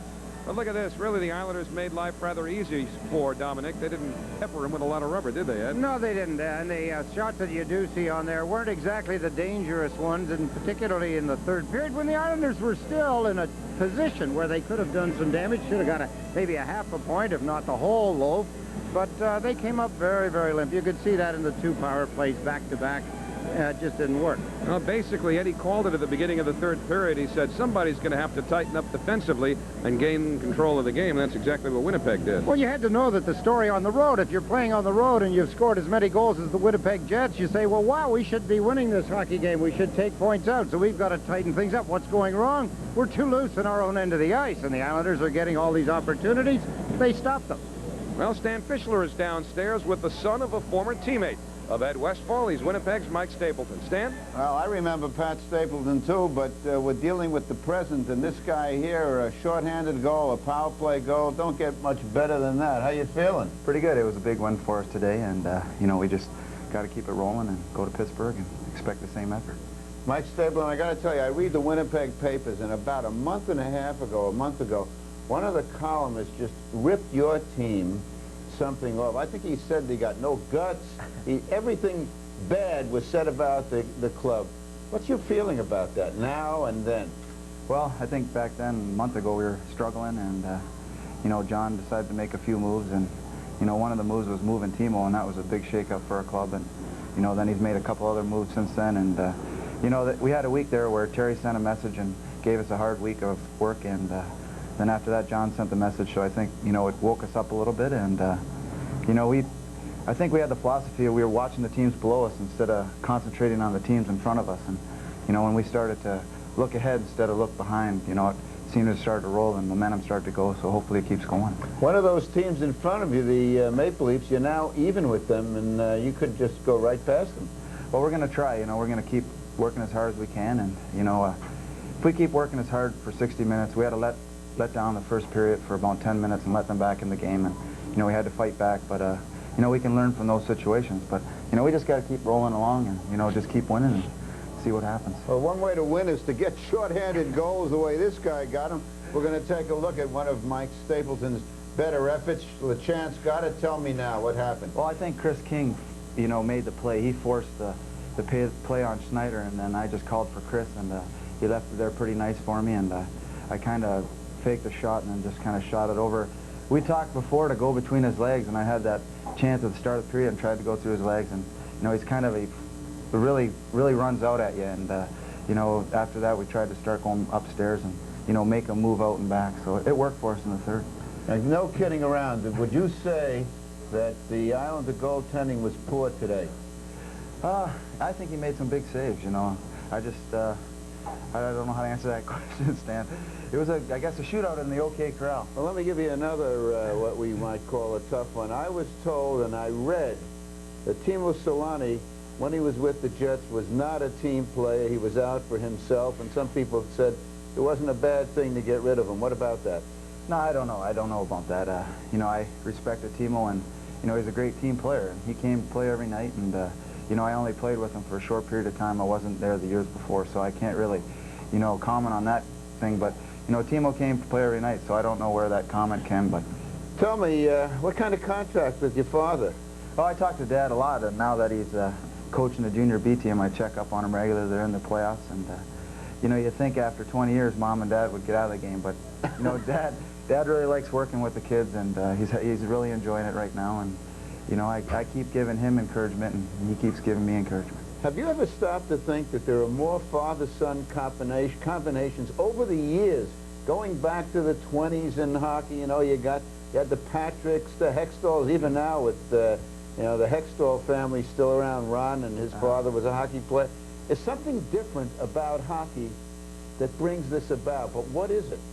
I don't know. You know, I can say in our family we were never forced into hockey. It was something we all enjoyed to do, and we always had rinks in the backyard in Chicago when we were little kids. And you know, I guess I can consider myself fortunate because I think I was one of the only few sons that came into an organization that my father was in, and have Tom Lysiak retire the year I came, and